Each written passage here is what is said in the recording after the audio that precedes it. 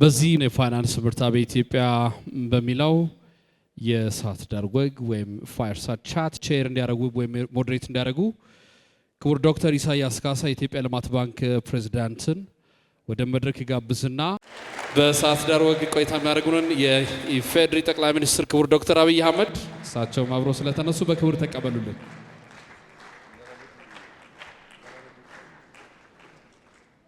ክቡር የኢፌዴሪ ጠቅላይ ሚኒስትር ዶክተር አብይ አህመድ፣ የተከበራችሁ የዕለቱ የክብር እንግዶች፣ ክቡራትና ክቡራን፣ እንኳን የፋይናንስ ምርታ በኢትዮጵያ በሚል ወደ ተዘጋጀው በሀገራችን በስፋቱና የሴክተሩን ተቋማት በማሳተፍ ረገድ የመጀመሪያ ወደ ሆነው እንደዚሁም የሴክተሩን ተጨባጭ ምርታ ወደሚያሳየው ሁነት ብሎም ከክቡር ጠቅላይ ሚኒስትሩ ጋር ወደሚደረገው ውይይት በድጋሚ በሰላም መጣችሁ። ክቡር ጠቅላይ ሚኒስትር፣ ወደ ዋናው ጥያቄ ከመግባቴ በፊት የተቋማትን ግንባታ በተመለከተ አንድ ጥያቄ ብጠይቆ። በአጭር ጊዜ ተቋቁመው በፍጥነት ወደ ስራ እየገቡ ያሉ ተቋማት በርካታ ናቸው። አንዳንዶቹ ከ3 እና 4 ዓመታት በፊት በሀሳብና በወረቀት ደረጃ እንደነበሩ የምናውቃቸው ተቋማት ናቸው። ክቡርነቶ አዳዲስ ተቋማት ማቋቋም ለምን አስፈለገ? የተቋማት ግንባታ በአጠቃላይ የነዚህ በሴክተሩ እየተገነቡ ያሉ ተቋማት በተለይ ለምጣኔ ሀብታዊ እድገትና ለማክሮ ሪፎርም እምርታ ያላቸው እንድምታ ምንድን ነው? የተቋማት ሪፎርም ተቋማት የማደራጀት ጉዳይ መነሻው ፍላጎት ነው። አንድ መንግስት፣ አንድ ኩባንያ ወይም አንድ ግለሰብ ሊያሳካ የሚፈልገው ነገር ካለ ያንን ህልሙን መፍታት የሚችለው በተቋማት ብቻ ነው። ይህንን ሲገልጹ ትሪፕል አይ ብለው ያስቀምጣሉ። የመጀመሪያው የሁሉ ነገር ስርና መሰረት አይዲያ ነው። አይዲያ ማረፊያ ተሸካሚ ይፈልጋል። አይዲያን የሚሸከመው ደግሞ ኢንዲቪጁዋል አንብቦ አድምጦ ሰምቶ በደረጀ መንገድ ከሀስከፈ ፍሰት ያለውን ሀሳብ ሰው ይሸከማል። ያ ሰው የተሸከመውን ሀሳብ ተቋም መገንባት ካልቻለ፣ ዘመን የሚሻገር ካላደረገው ምርጥ ሀሳብም ቢሆን አይተገበርም። ለምሳሌ ስቲቭ ጆብስ በጣም አስደናቂ ሰው ነው። የቴሌኮም ሴክተርን በከፍተኛ ደረጃ የቀየረ፣ ስማርትፎን የፈጠረ፣ አፕል የፈጠረ ሰው ነው። ይህ ሰው አፕልን ፈጥሮ ብዙ ዓመት ሳይቆይ በገጠመው የበሽታ እክል ሞተ። አፕል የሚባለው ኩባንያ ባይኖር ኖሮ እሱ ራሱ የማያውቃቸው አዳዲስ ሲስተሞች ተሻሽለው ዘምነው ዲዛይኑ አድጎ አሁን የምንገለገልበት የሴልፎን ቱል አይኖርም ማለት ነው። ኢንስቲትዩሽን ማለት ሀሳቦቻችን ከኛ ባሻገር ከኛ በኋላ ለብዙሃን መድረስ እንዲችሉ የሚያስችል ጉዳይ ነው። ተቋም ውስጥ አንኳር መታየት ያለባቸው ጉዳዮች አሉ። አንደኛው ተአማኒ ነው ወይ? ኢንስቲትዩሽኑ በሕግ የተቋቋመ በሕግ የሚሰራ በሚስተናገሩበት ተዋናያን በሙሉ የሚታመን ነው ወይ? ግልጽነት አለ ወይ? ተጠያቂነትስ አለ ወይ? ለመቀጠል የሚያስችል መሰረት አለ ወይ? ቦክስ መሆኑ ብቻ ሳይሆን ያ ቦክስ ክላሪቲ ያለው ሆኖ የተደራጀ ከሆነ አንደኛ ሬዚሊየንት ይሆናል፣ አዳፕቲቭ ይሆናል። በቀጣይነት ራሱን እያስተማረ ራሱን እያሻሻለ ያ ሲጀመር ሐሳብ የተባለውን ነገር ብዙሃን ጋር እንዲደርስ ይችላል ማለት ነው። በእኛ ሁኔታ የፋይናንሻል ሴክተርን ለመለወጥ ሆም ግሮውን ሪፎርም አጀንዳ አንድን ስንጀምር ተቋሞቻችን አይተን ነበር። አንዳንዶች ተቋሞች አሉ፣ ነገር ግን ሪኢንጂነሪንግ ይፈልጋሉ። ተቋሞቹ አሉ፣ በፖሊሲ በስትራቴጂ በአመራር በአሰራር መዘመን አለባቸው። አንዳንዶች ተቋማት ደግሞ ሊኖሩን ሲገባ በሚያሳዝን ሁኔታ አልተፈጠሩም። ለምሳሌ የካፒታል ገበያን ብንወስድ ኢትዮጵያን የሚያክል በአፍሪካ ትልቅ ሀገር፣ ትልቅ ኢኮኖሚ የሚያንቀሳቅስ ሀገር እንዴት ሳይኖረው ቆየ? ሩቅ ሳንሄድ ለምን ከኬንያ መማር አቃተው? ለምን ከናይጄሪያ መማር አቃተው? ምን ሆነን ነበረ የሚል ጥያቄ ያስነሳል። በሌሎቹም ሶቨሬን ዌልዝም እንደዚሁ በጣም ኢምፖርታንት ተቋም ነው። ቅድም ተገለጸው አልነበረንም። እነዚህን ባሉን ተቋማት ሰክተን ሐሳባችንን ማስቀጠል ስለማንችል በአዲስ መልክ እንዲዋቀሩ ሆኗል። አዳዲስ ፊቶች፣ አዳዲስ አመራሮች፣ አዳዲስ አሰራሮች ይዘው መጥተዋል። የኢትዮጵያ ኢኮኖሚ እየዘመነ ባለበት መንገድ እንደዚህ ያሉ ተቋማት ካልተገነቡ በስተቀረ ሐሳቡ ተሻግሮ ትውልድ ላይ ኢምፓክት ሊያመጣ ስለማይችል የተቋም ግንባታ ያሉትን ማዘመን፣ የሚጎሉትን መሙላት፣ ዘመን በሚዋጁበት አግባብ መስራት እና ማዘጋጀት ህልም ካለው ማንኛውም ኩባንያ ሀገር የሚጠበቅ ተግባር ስለሆነ እኛም በዚያው መንገድ ነው ተቋማት ግንባታ ላይ አተኩረን የሰራ ነው። እዚህ የቀረበው ብቻ አይደለም። ሎ ኢንፎርስመንት ኤጀንሲስ ቢኬድ ልክ እንደዚሁ አስደናቂ አዳዲስ ተቋማትም የነበሩም አሉ።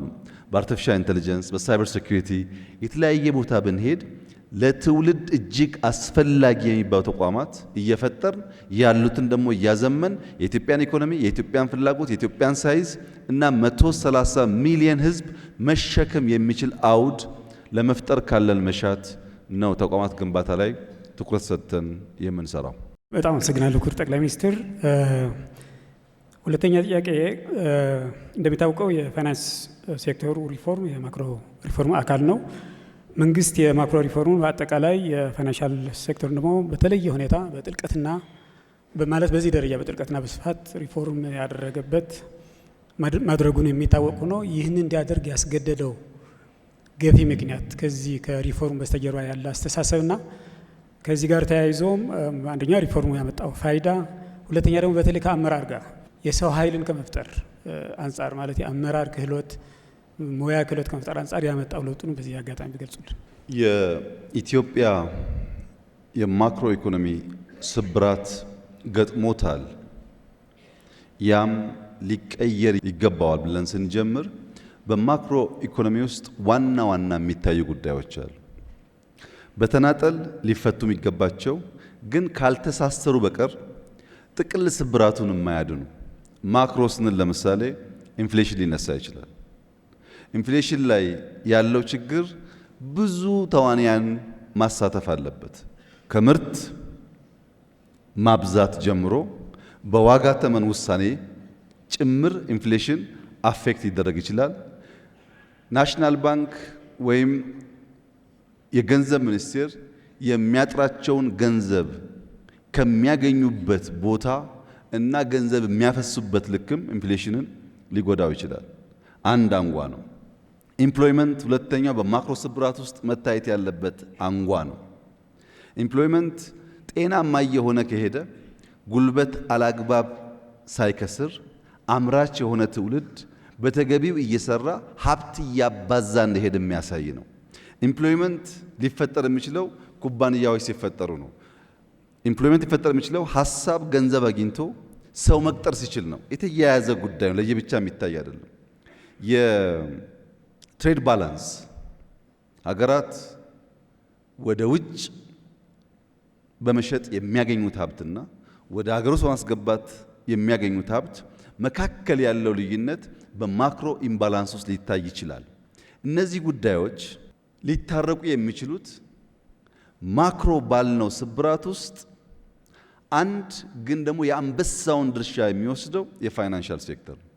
ፋይናንሻል ሴክተርን ሳታርቅ እነዚህን ጉዳዮች ልትፈታ አትችልም። ፋይናንሻል ሴክተሩ ለማክሮ ስብራቱ ከፍተኛ ድርሻ ነበረው። መልሰን ልናርቅ ስንፈልግም ፋይናንሻል ሴክተሩን እያንዳንዷን በተን ፈትሸን መግራት ካልቻልን በስተቀር ያ የምንለውን ስብራት ልንቀርፍ አንችልም። ለምሳሌ አንዱ በፋይናንሻል ሴክተር ያለው ችግር ጥራት ያለው ሰርቪስ ነው። አንተም እንደምታውቀው ሁላችሁም እንደምታውቁት ደሞዝ ወስጄ ለእናቴ 100 ብር ለመላክ ብፈልግ መጀመሪያ መደወል አለብኝ ባንክ ቤት ሂጂ ብዬ። ከዛ ባንክ ቤት መሰለፍ አለብኝ። 100 ብር እኮ ነው። ሰልፍ ወረፋ ከበዛ ደግሞ ከሰዓት ና ልባል እችላለሁ። ከሰዓት ደግሞ ተመልሼ ካስገባው በኋላ ፋክስ ተበላሸ ሊባል ይችላል። ከሁለት ቀን በኋላ ደውዬ ደረሰሽ ማለት አለብኝ። ለ100 ብር ጊዜውና ገንዘቡ ኤፊሽንት አይደለም፣ ጥራት ያለው ሰርቪስ አይደለም የሚሰጠው። አሁን ግን አንድ ሰው ኢትዮጵያ ውስጥ ብቻ ሳይሆን ከኢትዮጵያ ውጭ ያለ አንድ ወዳጅ የኔን የኤሌክትሪክ ቢል መክፈል ቢፈልግ በቀላሉ መክፈል ይችላል። ያ ባለው ተቋም ባለው ሀብት ላይ ጥራትና ዘመናዊነት መላበስ በራሱ ኤፊሽንሲን ያሳድጋል። አንዱ ነው ይሄ። ሁለተኛው ኢትዮጵያም ውስጥ ሌሎችም ሀገራት የፋይናንሻል ፍላጎትና አቅርቦት አይመጣጠንም። የግል ኩባንያ ለመበደር የሚፈልገው ብዙ ሀብት ነው። ሀሳብ ያላቸው ኢንተርፕሪነርስ ገንዘብ ይፈልጋሉ። የፋይናንሻል አቅርቦቱ ግን በቂ አይደለም። ያንን ለማጥበብ አማራጭ የፋይናንስ ሶርሶች ማበጀት ይፈልጋል። ለዚህም ፋይናንሻል ሴክተሩ መታየት አለበት፣ መፈተሽ አለበት፣ መዘመን አለበት። አውቶሜሽን አስፈላጊ የሚሆንበት ዋናው ምክንያት ፕላትፎርም መፈጠሩ ብቻ አይደለም። ፋክስ 100 ብር ስልክ ስለሚያዘገየኝ አሁን በስልክ ላርግ ብዬ በስልክ ስልክ ደግሞ 190 ሆኖ የሚደርስ ከሆነ ችግር ነው። የላኩት 100 ሆኖ እንዲደርስ ያ ፕላትፎርም ሴፍ መሆን አለበት። ያን የሚያረጋግጥ ተቋም ደግሞ ያስፈልጋል ማለት ነው። በሌላም ኤግዛምፕል ለማየት ታስታውሳላችሁ፣ የዛሬ 10-15 ዓመት የ15 ብር የ30 ብር የሞባይል ኤርታይም ካርድ ስንገዛ ሱቅ እንሄዳለን፣ ካርድ እንገዛለን። ሱቅ በእኛ አቅራቢያ ከሌለ ታክሲ እንይዛለን፣ ሁሉም ቦታ ስለሌለ ስለማይገኝ። አሁን ግን ቤት ተቀምጬ ኤርታይም ከጎደለኝ እኔም ቨርቹዋሊ ገዛለሁ። እኔ ገንዘብ ባይኖረኝ አንተም ልትገዛልኝ ትችላለህ። ይሄ ምን ማለት ነው? አንድ ሲኒየር ሰው በአቅራቢያው ልጆች ባይኖሩ፣ አጋዥ ሰው ባይኖረው፣ የሱ ልጅ ካለበት ሀገር ከኬንያ ኤርታይም ሞልቶለት ቨርቹዋሊ ፒዛ ቢያዘለት በዴሊቨሪ ቤቱ ቢመጣ ያ ሲኒየር ሰው አጋዥ ሳይኖረው ቁርስ ምሳውን በላ ማለት ነው። ይህንን ጉዳይ ማሳካት የምንችለው ፋይናንሻል ሴክተሩ የእያንዳንዱን ሰው ፍላጎት ተረድቶ መፍታት ሲችል ነው። በማክሮ ሌላ ያየነው ጉዳይ ዕዳ ነው። ሀገራዊ ዕዳ። ኢትዮጵያ ኳሊቲ ግሮዝ አልነበራትም።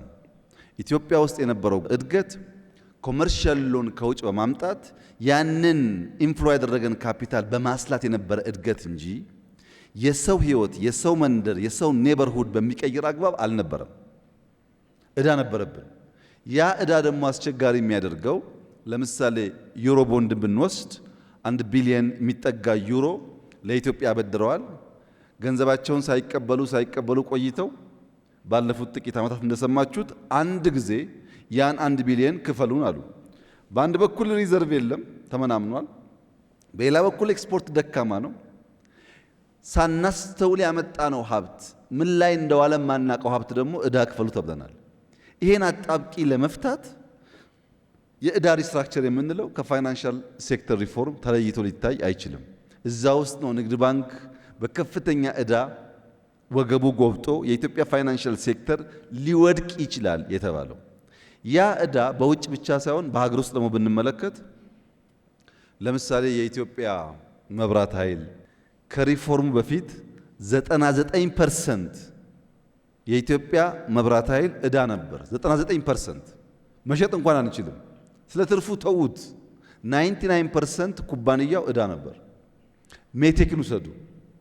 አብዛኛው የመንግስት የሚባሉ ኩባንያዎች አላግባብ ብር በቦንድ በምናም ሰበብ የተሰጣቸው ብራቸውን በተገቢ ስለማይጠቀሙ እነሱ በዕዳ ተዘፍቀዋል። ዕዳ መክፈል አይችሉም። ስራ ደግሞ አይሰራም። እነዚህን ጉዳዮች ሶልቭ ለማድረግ የፋይናንሻል ሴክተር አቴንሽን ይፈልጋል። ተንቀሳቃሽ ሀብት ያላቸው ሰዎች፣ ሀሳብ ያላቸው ሰዎች በኢትዮጵያ ስርዓት ውስጥ ገንዘብ መበደር አይችሉም።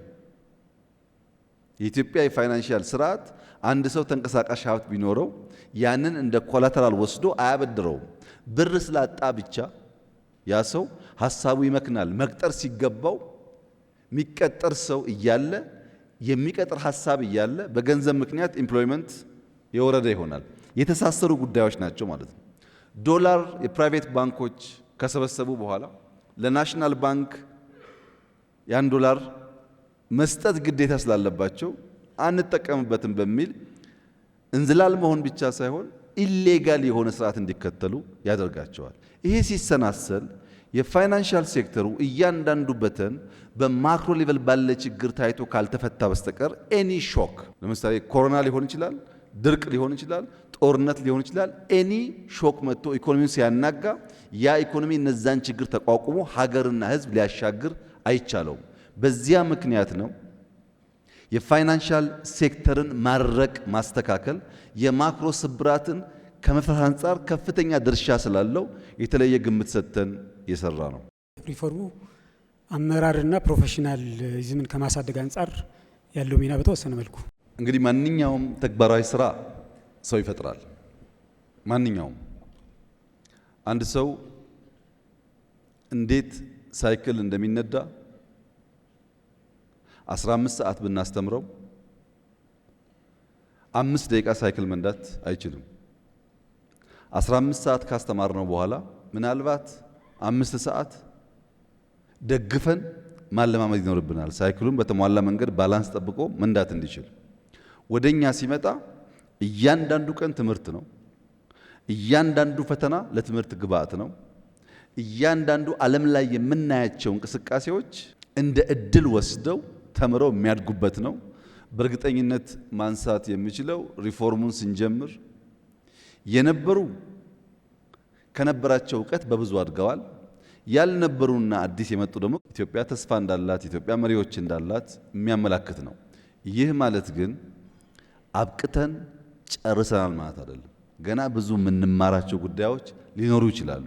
ሂደቱ ግን ሰው ፈጥሯል። በየአንጓው እየፈተሽክ ብትሄድ እያንዳንዱ ፈተናና ቻሌንጅ ሰው ፈጥሯል። ለምሳሌ የገንዘብ ምንዛሪ ተመን ውሳኔ ለመወሰን 2 ዓመት 3 ዓመት በላይ ጭቅጭቆች፣ ንትርኮች፣ ውይይቶች በውስጣችን ነበሩ። ፊር ነበር። አልቲሜትሊ አውትካሙ ምን ኮንሲኩዌንስ ያመጣ ፊር ነበር። የገንዘብ ተመኑን ለመወሰን የተሳካላቸው ሀገራት ብቻ ሳይሆን ያልተሳካላቸው ሀገራትም እንማር ብለን የኛ ቲም ደቡብ ሱዳን ነበር፣ ናይጄሪያ ነበር፣ ግብጽ ነበር። ብዙ ሀገር ተመረናል። ከተሳካላቸው ብቻ አይደለም ፌል ካደረጉትም ጭምር። ያ ሂደት ኮንፊደንስ፣ ያ ሂደት ልምድ፣ ያ ሂደት እውቀት እንደፈጠረ ውጤቱ የሚናገር ይመስለኛል። ከፖሊሲዎች አንጻር የገንዘብ ፖሊሲ በገንዘብ ፖሊሲ ዙሪያ እና የፖሊሲው አስፈጻሚ በሆነው ብሔራዊ ባንክ ላይ በርካታ የሪፎርም ስራዎች ተሰርተዋል። አሁንም እየተሰሩ እንዳሉ ይታወቃል። እና ኢኮኖሚ ላይ ምን በሰው ህይወት ላይ የሚያመጣው ለውጥ ምንድን ነው? የፐብሊክ ፋይናንስ ማኔጅመንት ስትራቴጂው በግልጽ እንዳስቀመጠው ኢትዮጵያ የምትፈጥራቸው ማንኛውም ሀብት ግልጽነት፣ ተጠያቂነት እና ተገማችነት ባለው መንገድ ስራ ላይ ውሎ እያንዳንዱ ዜጋ በሚነገር ጥቅል እድገት ብቻ ሳይሆን በቅርብ ርቀት ፊል ማድረግ እንዲችል ማስቻል ነው። እያንዳንዱ ሀብት ቴክኖሎጂ የሚጠቀም እያንዳንዱ ሀብት በህገወጥ መንገድ ይፈስ የነበረውን 100% ባይሆንም ማስቀረት የሚቻልበትን መንገድ ተጨማሪ ሀብት ለማምጣት እንደ ኢዝ ኦፍ ዱይንግ ቢዝነስ ያሉትን ሪፎርሞች ሰርተን ሀብት በማበራከት እነዚያ ደግሞ በሰው ህይወት ላይ የሚጨበጥ የሚታይ ለውጥ እንዲያመጡ ማድረግ ነው። ለምሳሌ አዲስ አበባ የሚኖር ሰው ባለፉት 2-3 ዓመታት በኔ ከተማ ጨለማ የነበረው ብርሃን፣ አቧራ የነበረው ግሪን፣ ቆሻሻ የነበረው ንጹህ፣ ከመኪና ጋር እጋፋ የነበረው የራሴ መንቀሳቀሻ አውድ ተፈጥሮልኛል የሚለውን ለማወቅ ለመገንዘብ ምንም ነጋሪ አስተማሪ አያስፈልገውም። ይታያል፣ የሚታይ ነው። ይሄ አዲስ አበባ ላይ የምታየው በብዙ ከተሞች ይታያል፣ በብዙ ገጠሮች ይታያል። ሞባይል ፔኔትሬሽን በሀገር ደረጃ አድጓል ሲባል ኢንክሉዥን ብቻ ሳይሆን እዛ ያለውን ሰው ይጠቅመዋል ማለት ነው። የመንገድ ተደራሽነት ሰፋ ሲባል እዛ ያለውን ሰው ይጠቅማል ማለት ነው። የግብርና ምርት አድጓል ሲባል ያ አርሶ አደር ሞባይል አለው፣ ገበያ ያውቃል፣ ሽጦ ይጠቀማል ማለት ነው። በሁሉም በሴክተር ሌቭልም በማክሮ ሌቭልም የመጡት አጠቃላይ ለውጦች በተለይም ደግሞ የፐብሊክ ፋይናንስ ማኔጅመንታችን በገቢና ወጪ አስተዳደር ላይ የምንከተለው አካሄድ ተደምሮ እያንዳንዱ ዜጋ በቅርብ ርቀት እያንዳንዱ ቤት ገባ እንኳን ባይባል በቅርብ ርቀት ሴንስ የሚያደርገው ውጤት እያመጣ ነው። ይሄን ለምሳሌ ለማንሳት ህዳሴ መውሰድ ይቻላል። ህዳሴን የኢትዮጵያ ህዝብ ያጠናቀቀበት ሁኔታ በየትኛውም መስፈርትና መለኪያ ምቹ አልነበረም። ኮሮና አለ፣ ውጊያ አለ፣ ዓለም አቀፍ ጫና አለ፣ በሀገር ውስጥ የማክሮ ኢምባላንስ አለ። በእነዚህ ሁሉ ችግር ውስጥ ሰዎች የዕለት ችግራቸውን ተሸክመው ለጋራ ለሆነው ነገር ጨክነው ያን የሚያክል በሳይዙም በሀብቱም ትልቅ የሆነ ነገር ማሳካት መቻል በቀላል የምናየው አይደለም። ለኔ ምን ጠቀመኝ ከሆነ ግን ቦሌ መንገድ ወክ ስታደርግ እኮ ብርሃን ነው። ፀሐይ አይደል ያገሩ ጥቅሙ እሱ ነው ማለት ነው።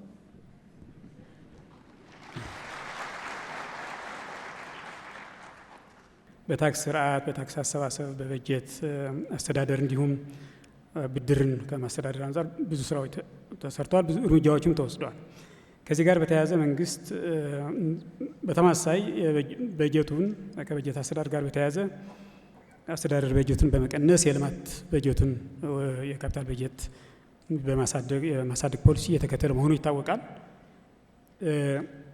ይሄ በእነዚህ ተቋማት በሁለቱም ተቋማት ላይ እና በአሰራር ስርዓቱ ላይ የተደረጉ ሪፎርሞች ከመልካም አስተዳደር ከስራ ቅልጥፍና አንጻር በፊስካል ፖሊሲ ማዕቀፉ ዙሪያ የተደረጉ ለውጦች ምን ያክል ነው ወደ መሬት የወረደ ፋይዳ ያመጡት የሚለው ነገር ተወሰነ። ፋይዳው ለምሳሌ ገቢዎችን ብንወስድ ኦቶሜት ማድረግ በመቻላቸው የታክስ ቤዝ ማስፋት በመቻላቸው ባለፉት 6 ወራት 709 ቢሊዮን ብር አስገባን ሲሉ ከለውጡ በፊት የነበረውን 6 ወር አይደለም 6 ዓመት ብንደምር የ6 ዓመት የኢትዮጵያ ገቢ 595 ቢሊዮን ነበር። ከ6 ዓመቱ ገቢ የ6 ወሩ ገቢ በ115 ቢሊዮን ብር ይበልጣል። በዚህ ዓመት ግባችን በክልሎች ፕላስ ኦር ማይነስ 1 ትሪሊየን፣ በፌደራል ፕላስ ኦር ማይነስ 1.5 ትሪሊየን፣ በድምሩ 2.5 ትሪሊየን ብር ማስገባት ብንችል ወጪያችን ለመሸፈን ከሚያግዘው ድጋፍ በተጨማሪ በኢትዮጵያ ታክስ ቱ ጂዲፒ ሬሾ ያለውን ውስንነት ያሻሽለዋል። ይሄ የመጣው በተቋም ሪፎርም ነው። ናሽናል ባንክን የወሰን እንደሆነ ናሽናል ባንክ ቅድም ባነሳሁት የፋይናንሻል ሴክተር ውስጥ በጣም ቁልፍ ተቋም ነው። ይሄ ቁልፍ ተቋም ግን ነፃ መሆን አለበት። ነፃ ሲባል በራሱ ፖሊሲ፣ በራሱ ስትራቴጂ፣ በገበያና በፋይናንስ ሴክተሩ ሕግ የሚተዳደር መሆን አለበት። በሰው ኃይሉ ጠንካራ መሆን አለበት። ለምን? አንደኛ ከሱ የምንፈልገው የሬጉሌሽንና የኦቨርሳይት አቅም ነው። ባንኮች በጣም ኢኖቬቲቭ የሆኑ ሰዎች ስብስብ ነው ባንክ የሚፈጥሩት። እነሱን ሬጉሌት የሚያደርግ አቅም እንደ ሀገር ካልተፈጠረ ባንኮች ይሆናሉ ማለት ነው። እና ተቋሙ መጠናከር ይፈልጋል። የኦቨርሳይት አቅም ያስፈልገዋል። ያንን በሚያደርግበት ሰዓት ለምሳሌ ቅድም ያነሳሁትን ኢንፍሌሽን ውሰድ። ኢንፍሌሽን ስንዴ ማምረት የራሱ የሆነ ጥቅም አለው ለመቀነስ። የገበያ ትስስር የራሱ የሆነ ትስስር አለው። ግን በናሽናል ባንክ ብቻ በነሱ ዕውቀትና በነሱ ውሳኔ ኢንፍሌሽን ኢምፓክት ከሚያደርጉ ነገሮች አንዱ የወለድ ምጣኔ ነው። አንድ ሰው 100 ብር ባንክ ቤት አስቀምጦ በአመት የሚያገኘው ወለድ 10 ብር ሆኖ አጠቃላይ ኢንፍሌሽኑ 15 ቢሆን በየአመቱ 5 ብር እንደሚያጣ እያወቀ ነው የሚያስቀምጠው ማለት ነው። 5 ብር እያጣ ብር ሰው ስለማያስቀምጥ ናሽናል ባንክ መስራት ያለበት የኢንፍሌሽን ሬት ከወለድ ሬት ያነሰ መሆኑን ማረጋገጥ ነው። ሰዎች ደፍረው ገንዘባቸውን ወደ ማርኬት እንዲያመጡ ማለት ነው፣ ወደ ሴቪንግ እንዲያመጡ፣ ለኢንቨስትመንት አስቻይ ነገር እንዲፈጥሩ ያም ማድረግ አለበት። ይሄንን ሲሰራ ነው ኢንፍሌሽንም ይቀንሳል፣ የኢንቨስትመንት አቅማችንም ያድጋል። የፋይናንሻል ሲስተሙ ስታቢሊቲ የሚረጋገጠው ጠንካራ ሬጉሌት የሚያደርግ ኢንስቲትዩሽን ካለ ብቻ ነው። ይሄ ብቻ ግን አይደለም። የኢትዮጵያ አጠቃላይ ኢኮኖሚ ግሮዝ በመወሰንና በማሳለጥ ረገድ ናሽናል ባንክ ሞኔታሪ ቱልስ እየተጠቀመ በጣም በርካታ የሚሰራቸው ስራዎች አሉ። የሚጠቀመው ቱልስ ሞኔታሪ ቱልስ ናቸው፣ ግን የነሱ ድማሮ ኢኮኖሚ ግሮዝን ያሳልጣል፣ ጤነኛ ኢኮሲስተም ይፈጥራል። እንደዚህ አይነት ተቋሞች ልክ እንደ ገቢው ይሄን ያክል አስገቡና አስወጡ በሚል የምናያቸው ሳይሆኑ ኢንፍሌሽን ሲቀንስ፣ የወለድ ምጣኔ ከኢንፍሌሽን ከፍ ያለ ሲሆን፣ የፋይናንሻል ኢኮሲስተሙ ጤነኛ ሲሆን፣ ባንኮች የመቆጣጠርና የመግራት አዳዲስ ነገሮችን ኢምብሬስ ማድረግ የሚችል ተቋም መሆኑን ስታረጋግጥ ኢንስቲትዩሽናል ሪፎርሙ ውጤት እያመጣ እንደሆነ ማረጋገጫ ይሆናል ማለት ነው። ብዙዎች የልማት ድርጅቶች ከነበሩበት የፊስካል ሸክም የመሆን ሁኔታ ወጥተው የኢንቨስትመንት ኢንተርፕራይዞች ወይም ክንዶች እንዲሆኑ ማስቻሉ እርስዎ ምን ይላሉ? ክቡር ጠቅላይ ሚኒስትር በዚህ ጉዳይ ላይ ማለት ኤአይች የተቋቋመበት ዓላማ እያሳካ ነው በእርስዎ እይታ ማለት ነው? የኢትዮጵያ ኢንቨስትመንት ሆልዲንግ ሎጎ አይታችሁ ከሆነ ዋሊያ ነው። ለምንድን ነው ኤአይች ዋሊያን መርጦ ሎጎ ያደረገው? የኤአይች ትልቁ ምስጢር ያለው እሱ ጋር ነው። ዋሊያ የተለየ ባህሪ ያላት እንስሳ ናት። ሁላችሁም እንደምታውቁት ይሄ 90 ዲግሪ ነው። ዋሊያ 89 ዲግሪ ላይ ቅጠል ካየች ሪስክ ትወስዳለች። 89 ዲግሪ ላይ እዚህ ላይ ሰው አይቆምም እንደምታውቁት፣ ሌላውም እንስሳት ይጠነቀቃል። ዋሊያ ግን በጣም መቆም በማይቻልበት አስፈሪ ቦታ ላይ ዘላ ያያየችውን ነገር ቀንጥሳ ትወስዳለች። ኤአይች እንደሱ ነው፣ ቀንጣሽ ማለት ነው። ኤአይችን ለማቋቋም የፈለግንበት ዋናው ምክንያት ትልቅ ሀብት፣ ትልቅ መሬት፣ ትልቅ የሰው ኃይል የያዙ የመንግስት ኩባንያዎች ባለቤት እንደሌለው ትጉ ባልሆኑ ሰዎች፣ ራዕይ በሌላቸው ሰዎች፣ አብዛኛው አክሳሪ፣ ግብር የማይከፍል፣ ወጪና ገቢው የማይታወቅ በጣም አሳዛኝ የሀብት ብክነት ነበር። በአንድ በኩል ችግር አለ፣ በሌላ በኩል ደግሞ ብክነት አለ። ያንን ነገር በኮርፖሬት ባህል፣ በቢዝነስ ባህል የሚመራ ተቋም ፈጥረን እያንዳንዱን የመንግስት ኩባንያዎች ትርፋማ ማድረግ እንቻል ነው። እሱ ብቻ ግን አይደለም፣ ዳይቨርሲፋይ የምናደርግ ነው። ለምሳሌ በክሪፕቶ ማይኒንግ ትላልቅ ኩባንያዎች ጋር ስራ ጀምሯል። በጥቂት ዓመታት ከፍተኛ ትርፋማ እንደሚሆን ይጠበቃል። ኢትዮጵያ ላለፉት ምናምን ዓመታት ወርቅ ቆፍራ አፈር ነው የምትሸጠው። ለመጀመሪያ ጊዜ የወርቅ ሪፋይነሪ ኤአይች ለኢትዮጵያ እየገነባ ነው። በጥቂት ወራት ውስጥ እንደሚጨርስ ተስፋ ይደረጋል። ይሄ በጣም ብዙ ሀብት ያስቀራል፣ ያመጣል። ይሄ ብቻ አይደለም። እስከ ዛሬ ድረስ ኢትዮጵያ ገንዘቧን፣ የገንዘብ ኖቷን ፕሪንት የምታደርገው የተለያየ ሀገር በመሄድ ነው። ይሄ አደገኛ ነገር ነው። እነዚህ ሀገራት ለኛም ለሌላውም የመስጠት የሞራል እንጂ ምንም የምንቆጣጠርበት መንገድ የለም። ያንን ስትራቴጂክ ካፓሲቲ ኤአይች እየፈጠረ ነው። እንደዚህ ያሉ ብዙም የማይነገሩ ቁልፍ ስትራቴጂክ አቅሞች ይገነባል። ከዚህ በተጨማሪ ኢንፍራስትራክቸር ኢንቨስትመንት ላይ የኤርፖርቱን ጨምሮ ለትውልድ የሚሻገሩ ተቋማት እና ኢንቨስትመንቶች ያካሂዳል። የመጨረሻው መቋጫ ኤአይች ማለት ዛሬ የሚሰራ ዛሬ የሚያተርፍ ለልጆቻችን የምናስቀምጠው ወረት ማለት ነው።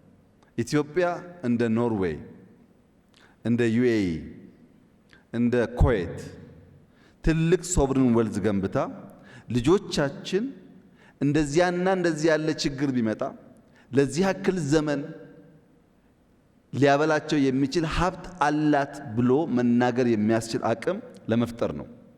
በ2030 በፈረንጅ ማለት ነው የኢአይኤች የጂዲፒ ሬሽዮ 20% መግባት አለበት። ከአጠቃላይ ጂዲፒያችን 20% ኢአይኤች ሀብቱን ኢንቨስትመንቱን ዳይቨርሲፋይ አድርጎ ገባ ማለት ኢትዮጵያ ካላት አንጡራ ሀብት የተወሰነ ያህሉን ለልጆቿ ለማቆየት የሚያስችል ቁመና እየገነባች ነው ማለት ነው። ይሄ ለልጆቻችን የምንገነባው ተቋም ስለሆነ በአደራ ጭምር የሚሰራ ስራ ነው። አደራ ማለት ምንድነው? ኢትዮጵያም ሀብቷም ከአባቶቻችን የወረስነው አይደለም፣ ከልጆቻችን የተዋስነው ነው። ለልጆቻችን አብልጠን አልቀን ማቆየት አለብን። ልጆቻችን ያው ሰሞኑን እንዳያችሁት ነው ሰርተው መመገባቸው የሚያሰጋ ጉዳይ ነው። ምግብ ካላዘጋጀን በስተቀር አደጋ ውስጥ እንገባለን ለማለት ነው። ቀጥሎ ያለው ጥያቄ ከካፒታል ገበያ ጋር በተያያዘ ነው። እንደሚያውቁት የካፒታል ገበያ በተለያዩ የሀገራችን መሪዎች ሲጀመርና ሲተው የነበረ ነገር ነው።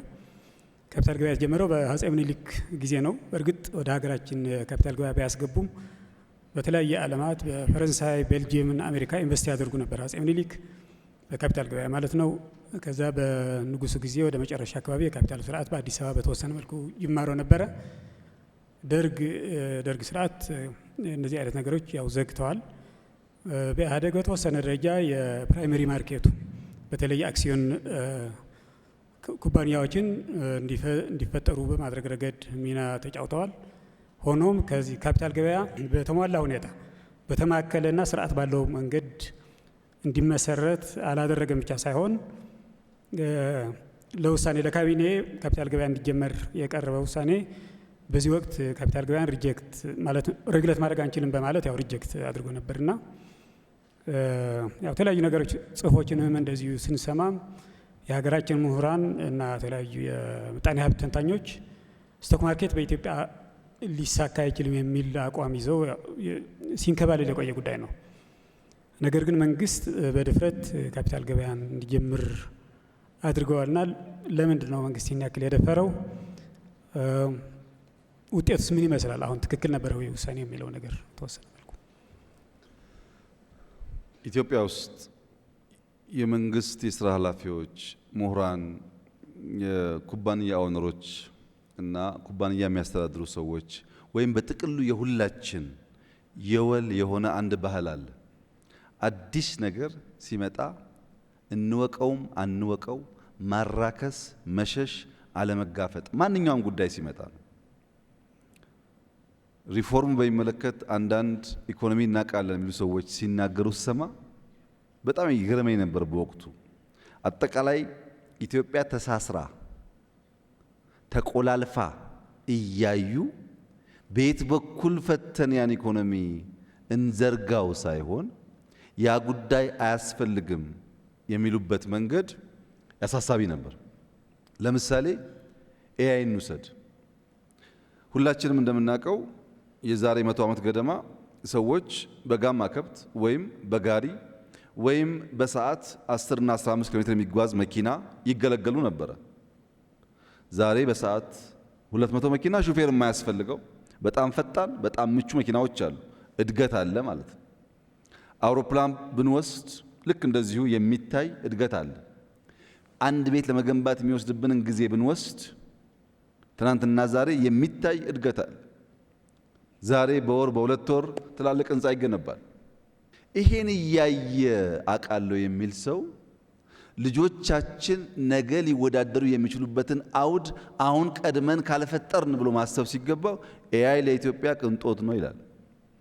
አሁን ላለችው ኢትዮጵያማ ቅንጦት ነው፣ ጥያቄ የለውም።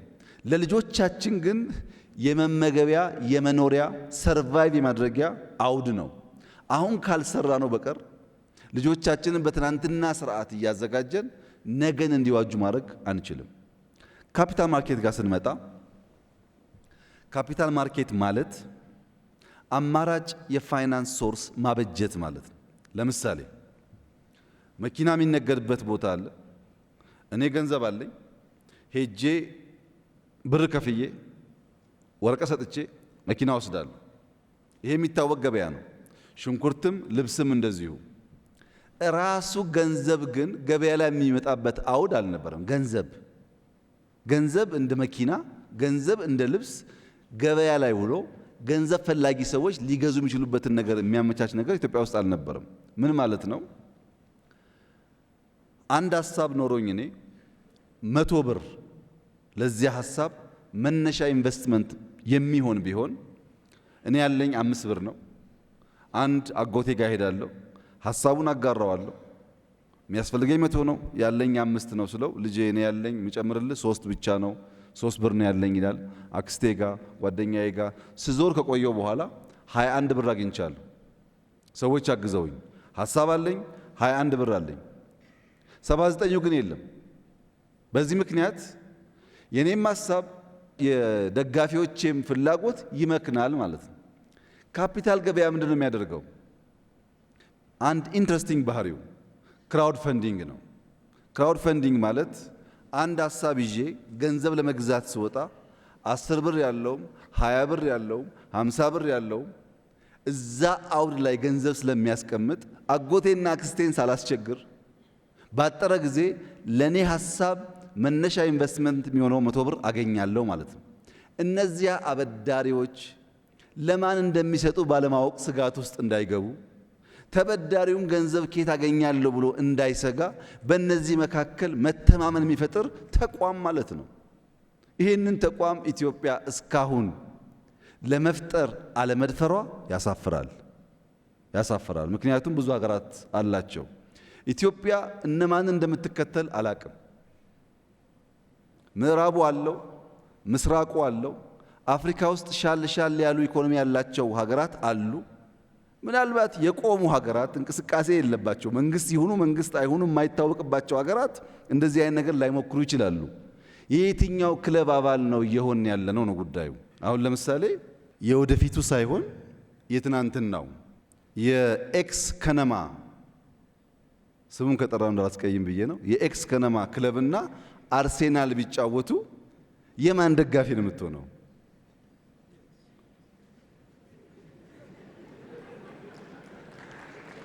እና በእኛ ሁኔታ ካፒታል ማርኬት በጣም የዘገየ ጉዳይ ነው።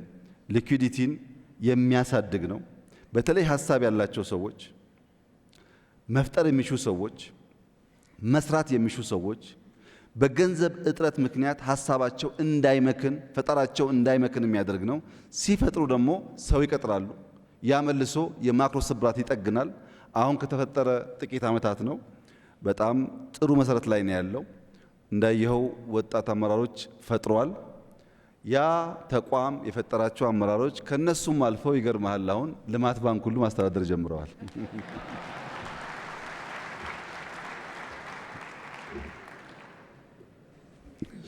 በጣም አመሰግናለሁ።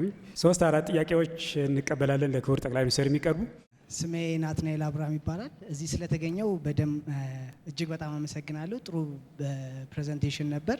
የኔ ጥያቄ ከአንድ ጨዋታ ነው የሚጀምረውና አንድ አጎቴ የነገረኝ ታሪክ ነው። አንድ ሰውዬ ከአንድ ሀገር ወደ አንድ ሀገር መጓዝ ይፈልግና ይመሽበታል። ሲመሽበት አንድ ባለሀብት ቤት ይሄድና ማደሪያ ይጠይቃቸዋል። ማደሪያውን ሲጠይቃቸው ጥበቃው ይመጣና አላቅህም እኮ እንዴት አሳድረሃለሁ ይለዋል። ሰውየውም በቃ ይመሽበትና ተናዶ ወደ ሀገሩ መግባት ስላለበት ያው መንገዱን ይቀጥላል። ከዛ እስቲ ደግሞ ትንሽ ሻል ያለ ቤት ያይና እስቲ ልጠይቃቸው፣ ያው እዚህ መንገድ ላይ ማደር አልችልም፣ ስለዛ ወደዛኛው ሀገር የሚያሻግረኝን እንዴት አድሬ የሚሄድበትን ብሎ አንድ ባለሀብት ቤት ከነገና ሲጠይቃቸው ውይ አናቅህም እኮ አንተ ምንድነው ምናሳይደርሃለሁ ምንም ነገር አይታወቅም ይሉታል። ሰውየውም በጣም እየተናደደ የሆነ መንገዱን ሲቀጥል አንድ ዶሳሳ ጎጆ ቤት ያያል። እዛ ጎጆ ቤት እስቲ እነዚህ ስለራሳቸውም እንኳን የሚያድሩበት የላቸውም፣ እኔን እንኳን አያሳድሩኝም፣ ግን ለማንኛው መንገድ ላይ ከማደር ያሳድሩኝ ይላቸዋል። ሰውየውም እሺ ማደሪያ ያለው ምንም እንደምታየው ትንሽ ደሳሳ ጎጆና አንድ ላም ነው ያለን፣ ማስደሪያውን እንሰጣለን ብሎ አንድ ላምም ስላለን ከሷ ላይ ያለችንን ወተት እንሰጣለን ይሉታል። እሱም ሰውየው ደስ ብሎት በጣም በቃ ያው ከችግሩ ስለሆነ በጠዋት አድሮ ከላሟ የሚያገኟትን ወተት ጠጥቶ አድሮ በነጋቱ አመስግኖ መንገድ ይጀምራል። ልክ ሀገሩ ሲገባ ሰውየው ላደረጉለት ውለታ ያስብና አንድ አዋቂ ሰው ጋር ይሄዳል። አዋቂውንም ሰውዬ እንደዚህ ከአንድ ሀገር ወደ አንድ ሀገር ሲሄድ ያሳደሩኝና የጠቀሙኝ የረዱኝ ሰዎች ስላሉ ምን ላድርግላቸው ይለዋል። ይሄም አዋቂ ሰውዬ ታሪኩን በደንብ ከተረዳ በኋላ ሄደ ላማቸውን ግደልባቸው ይለዋል። ሰውየው በጣም ይደነግጣል። ላማቸውን ከገደልኩባቸው እነዚህ ሰውዬ መኖሪያ የላቸውም ብሎ ያስባል።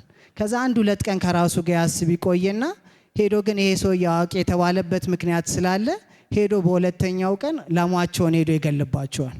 እያዘነም ቢሆን ወደ ሀገሩ ይመለሳል። ከዛ ከሆነ ጊዜያት በኋላ ቆይቶ ይመለሳል። ሲያዩ ያቺ ትንሽ ደጋሳ ጎጆ የነበረችው አልማዋ ትልቅ የቤት ተሰርቶ ትልቅ የእርሻ ተሰርቶ ያያል። ሰውየው በጣም ይገረምና በሄደው ባለቤቱን አንኳኩቶ አንድ ከ2 ዓመት በፊት መጥቼ ነበር እዚህ ቤትና ደሳሳሳ ጎጆ ነበረች ብሎ ይጠይቃቸዋል የቤቱን ባለቤት አዎ ልክ አንተ እንደሄድ ከ2 ቀን በኋላ ላማችን ትሞትብናለች። እሷ ላማችን ስትሞትበት እኔም ወደ ስራ መሄድ ጀምራሉ። ያሉኝም ልጆች ሄደው ከተማ መሸጥ ጀምራሉ። እናትየውም በለቅሞ መስራት ትጀምራለች እና ያቺ ላም በመሞቷ ምክንያት ብዙ ነገር አብበን አድገናል ይለዋል። የእርሱ እይታ እኛም እንድናድግ የትኛዋን ላም ነው መግደል ያለብን? እንደ ተቋም እንደ ግለሰብ የትኛውን ላም እንግደል ብዬ ነው ጠይቀው። አመሰግናለሁ። በተሰጠኝ እድል በጣም አመሰግናለሁ። ኑራ መሐመድ እባላለሁ ከሳፋሪኮም ኤምፔሳ ነው። በተለያየ ጊዜ በተቋሞቹ በሚቀርቡት ፕሬዘንቴሽኖችም ባለውም ሪፎርም በኢትዮጵያዊነታችን ድንኮራ አድርጎናል። ኢትዮጵያ ተስፋ ያላትና ከፍታ ላይ ያለች እውነት ነው። ስታንዳርዳችን ራሱ እንደ ኢትዮጵያዊ ከፍ ማለቱን ከልቤ አምኜ ሁላችንም እንድንኮራ ያደርጋናልና እኛም ያለንበት ተቋም አንዱ የሪፎርሙ አካል ስለሆነ አሁን ላይ ሁሉም ነገር የተስተካከለና አንዳንድ ፖሊሲዎች አፈጻጸማቸው ስለሚዘገይ ነው እንጂ ኮምፕሌን የሚኖሩት አፈጻጸማቸውንም ባለው በተቋሙ አቅም በአሁኑ ሰዓት መፈጸም የሚቻልበት ደረጃ ላይ ስላለ በጊዜ አፈጻጸሙ ጊዜ ሳይፈጅ ቢሆን እኛም እንደ ተቋሙ ሰራተኞች ውጤታማ እንሆናለን ብዬ አስባለሁ። በጣም አመሰግናለሁ። ክቡር ፕራይም ሚኒስተር እድሉን ስላገኘው በጣም አመሰግናለሁ። ብሩታዊ ዳዊት አብዲ እባላለሁ ከወጋገን ካፒታል ኢንቨስትመንት ባንክ። ጥያቄ ስለ ዳያስፖራ ነው። ብዙ ዳያስፖራዎች ኢትዮጵያ ውስጥ ይኖራሉ። እዚህ ነው የሚሰሩት፣ የሚያገኙት በብር ነው ኦር በሪታየርመንት ፋንዳቸው የሚኖሩ ናቸው። እኔ አሁን ብዙ ጥያቄ አገኛለሁ። መቼ ነው የሚፈቀድልን ፋይናንሻል ሴክተር ውስጥ ፓርቲሲፔት እንድናደርግ የሚባል ጥያቄ በጣም እየተደጋገመ ይመጣል። እኔም ጠይቄያለሁና የተሰራ ነው ስለሚባል በጣም ብዙዎቹ they are really desperate to participate እና ይሄ ነገር መፍትሄ በቅርቡ የሚገኛል መልስ ለመስጠትም ትንሽ ያስቸግራል። እኔም እንደ ራሴን እንኳን እንደ ዳያስፖራ አልቆጥረውም፣ ምክንያቱም እዚህ ብዙ ቆይቻለሁ። ግን የምሰራበት መስሪያ ቤት እንኳን ሼር መግዛት አልችልም እና ይሄ መቼ ነው የሚፈቀድልን የሚለውን ጥያቄ አድሬስ ቢያደርጉልኝ I would thank you። በጣም አመሰግናለሁ የሀገራችን አመራሮች። በግሌ ክብር ይሰማኛል ከመካከላችሁ ስለቆምኩኝ። በረከት እባላለሁ የአስቱ ኢንጂነሪንግ 5ኛ ዓመት ሜካትሮኒክስ ኢንጂነሪንግ ተማሪ ነኝ። የመጀመሪያው ሲስተም ነው አሁን እየተሰራ ያለውና በተቻለ አቅም በጣም የሚያስደስት ነው። እኔ በግሌ ባየሁት የዚህኛውም የምማረበትም ኮርስ ሜካትሮኒክስ የዚህ ፊልድ ተጋሪ ስለሆነ ያለውን ፔኑንም ሁሉንም በግሌ አውቀዋለሁ። ግን እንዴት አይነት ሲስተም እየተሰራ እንደሆነ በጣም የሚያስደንቅ ነው። አንድ ጥያቄ ግን የፈጠረብኝ ምንድነው ኢትዮጵያዊ ስራ መሰረቶች ደግሞ ነበሩ ከስር እንደ ማህበረሰብ የነበርንባቸው እቁብ ነበረ፣ ብድር ነበረ፣ እንደዚህ የመሳሰሉትና ምናልባት ቅድም እርሶም ሲሉ እንደነበሩት አዲስ ነገር ለመቀበል የሚከብደን ከራሳችን መሰረት ስላልተነሳ ሊሆን ስለሚችል እሱንስ ለማስገባት ምን እየተካሄደ ነው? አንዱ ጥያቄ ነው። ሁለተኛ ደግሞ የዘመኔን የትውልዴን ድርሻ ምጋራው አንድም ስለሆንኩኝ እኔ ስለሆንኩኝ እንደ ልጆችስ ምን ማገዝ እንችላለን? ብዙ ጊዜ ዲጂታላይዝ ወርልድ ወደ ሳይበር የመሳሰሉት ሃኪንግ ምናምን የመሳሰሉት ላይ የመጋለጥ እድላቸው ከፍተኛ እየሆነ ይመጣል። ወደፊት ስራችን በጣም ከፍተኛ ነው የሚሆነውና እሱ ላይስ ምን ማገዝ እንችላለን ለማለት ነው። አመሰግናለሁ። ክቡር ጠቅላይ ሚኒስትር በጣም አመሰግናለሁ። ከሁለት ቀን በፊት ኒውዮርክ ታይምስ the world is in chaos what next የሚል ጥያቄ ጠይቆ ነበርና ላይክሊ ሲናሪዮስ ተብሎ አንድ 5 ነገሮች አስቀምጠዋል። አንደኛው the global south እንደ ግሩፕ ሆነው አሁን ያለውን ኬኦስ ለመቋቋም ይበረታታሉ ነው። ኦፍ ኮርስ ኢትዮጵያ እንዳሉት ከምዕራባውያንም ከኢስቱም ከሁሉም ጋር ወዳጅነት አላት። ግን ቴክ ሳይድስ የሚል አቋም እየተወሰደ ነው፣ በተለይ ከዋሽንግተን የሚመጣው እና ከማጋ ትሬድ እንደምናደርግ ከማጋ ኢንቨስት እንደምናደርግ እየተነገረን ነው እና መሀል እንድንቀመጥ የሚፈቅዱልን አልመሰለኝም። እና እንዴት ያውታል? ትልቅ አገር ነን፣ ግን እነሱ ደግሞ ሱፐር ፓወር ናቸው እና ሳይድ ውሰዱ እያሉን ስለሆነ እንዴት ያውታል ነው። አጭር ጥያቄ ነችና ሰፋ አድርገው ቅድም ሜንሽን አድርገው ነበር። እችን ስጠይቅ ስለፈቀዱልኝ አመሰግናለሁ። ፍሳጽዮን አዲሱ እባላለሁ። ከአዲስ አበባ ሳይንስና ቴክኖሎጂ ኢኖቬሽን እና ኢንኩቤሽን ሴንተር ነው የመጣሁት። ስታርታፕ ኢንቨስትመንት ባንክ የሚባል ነገር ሀሳብ ሰምቻለሁ እና ይሄ ነገር ኢምፕሊሜንቴሽን ዋይዝ እንዴት ነው የሚለው ነገር አሁን ምን ያክል ጊዜ ይፈጀዋል እንትን ለማለት የሚለውን እና ሌላኛው ደግሞ በኤአይ ላይ ፎከስ የሚያደርግ ዩኒቨርሲቲ ተግባራዊ እንደሚደረግ ሰምተናል። ይሄ ነገር ግን እኔ የምጠይቀው ከእነዚህ ሃይ ስኩል እስከ 12ኛ ያሉ ተማሪዎችን ብቻ ናቸው ወይስ አሁን እኔ ለምሳሌ 3ኛ ዓመት የኤሌክትሪካል ኢንጂነሪንግ ተማሪ ነኝ እና እኛም ኮምፒውተር አድርገን ጆይን ማድረግ እንችላለን እንደዛ አይነት ኦፖርቹኒቲ አለን ወይ የሚለው ነው። ከአዲስ አበባ ዩኒቨርሲቲ ሀብታሙ በቀለ እባላለሁ። ይህን እድል በማግኘቴ በጣም ደስተኛ ነኝ። ባለፈው የኢህአዴግ ጊዜ በፕራይቬታይዜሽን ለሀገር የፕራይቬት ሴክተሩ የሚመራው ኢኮኖሚ ለሀገር እድገት ከፍተኛ ተዋጽኦ ያደርጋል ተብሎ ስለታመነበት መንግስታዊ ድርጅቶች አስተዳደርና ፕራይቬታይዜሽን ኤጀንሲ የሚባል ተቋም ተቋቁሞ በተለይ ትርፋማ ያልሆኑትን የመንግስት ድርጅቶች ወደ ፕራይቬቱ ለማዞር እንቅስቃሴ ተደርጎ ነበረ። ከጊዜ በኋላ በሚያሳዝን ሁኔታ ምክንያቱን በግሌ ያልተረዳው ተቀልብሶ እንደሚታወቀው ጭራሽ ሌላ አዳዲስ የመንግስት ተቋማት ብለው እንደገና የፕራይቬት ሴክተሩን ማቀጨጭና መጋፋት ያዙ። ያን ነገር ዞሮ ዞሮ ወዴት መጣ? አሁን ያለው እኛ ጥሩ ነገር ይዞ መጣል ብለን ምናምነው መንግስት ሲመጣ ጫናና ሸክም በእዳ በኢንኤፊሽንሲ ጫናና ሸክም ሆኖ ለዚህ አብቅቶናል። ግማሹን የአሁኑን መንግስት ኢነርጂም በልቶታል። ከዚህ በላይ መስራት ይቻላል ብዬ ስለማስብ ማለት ነው።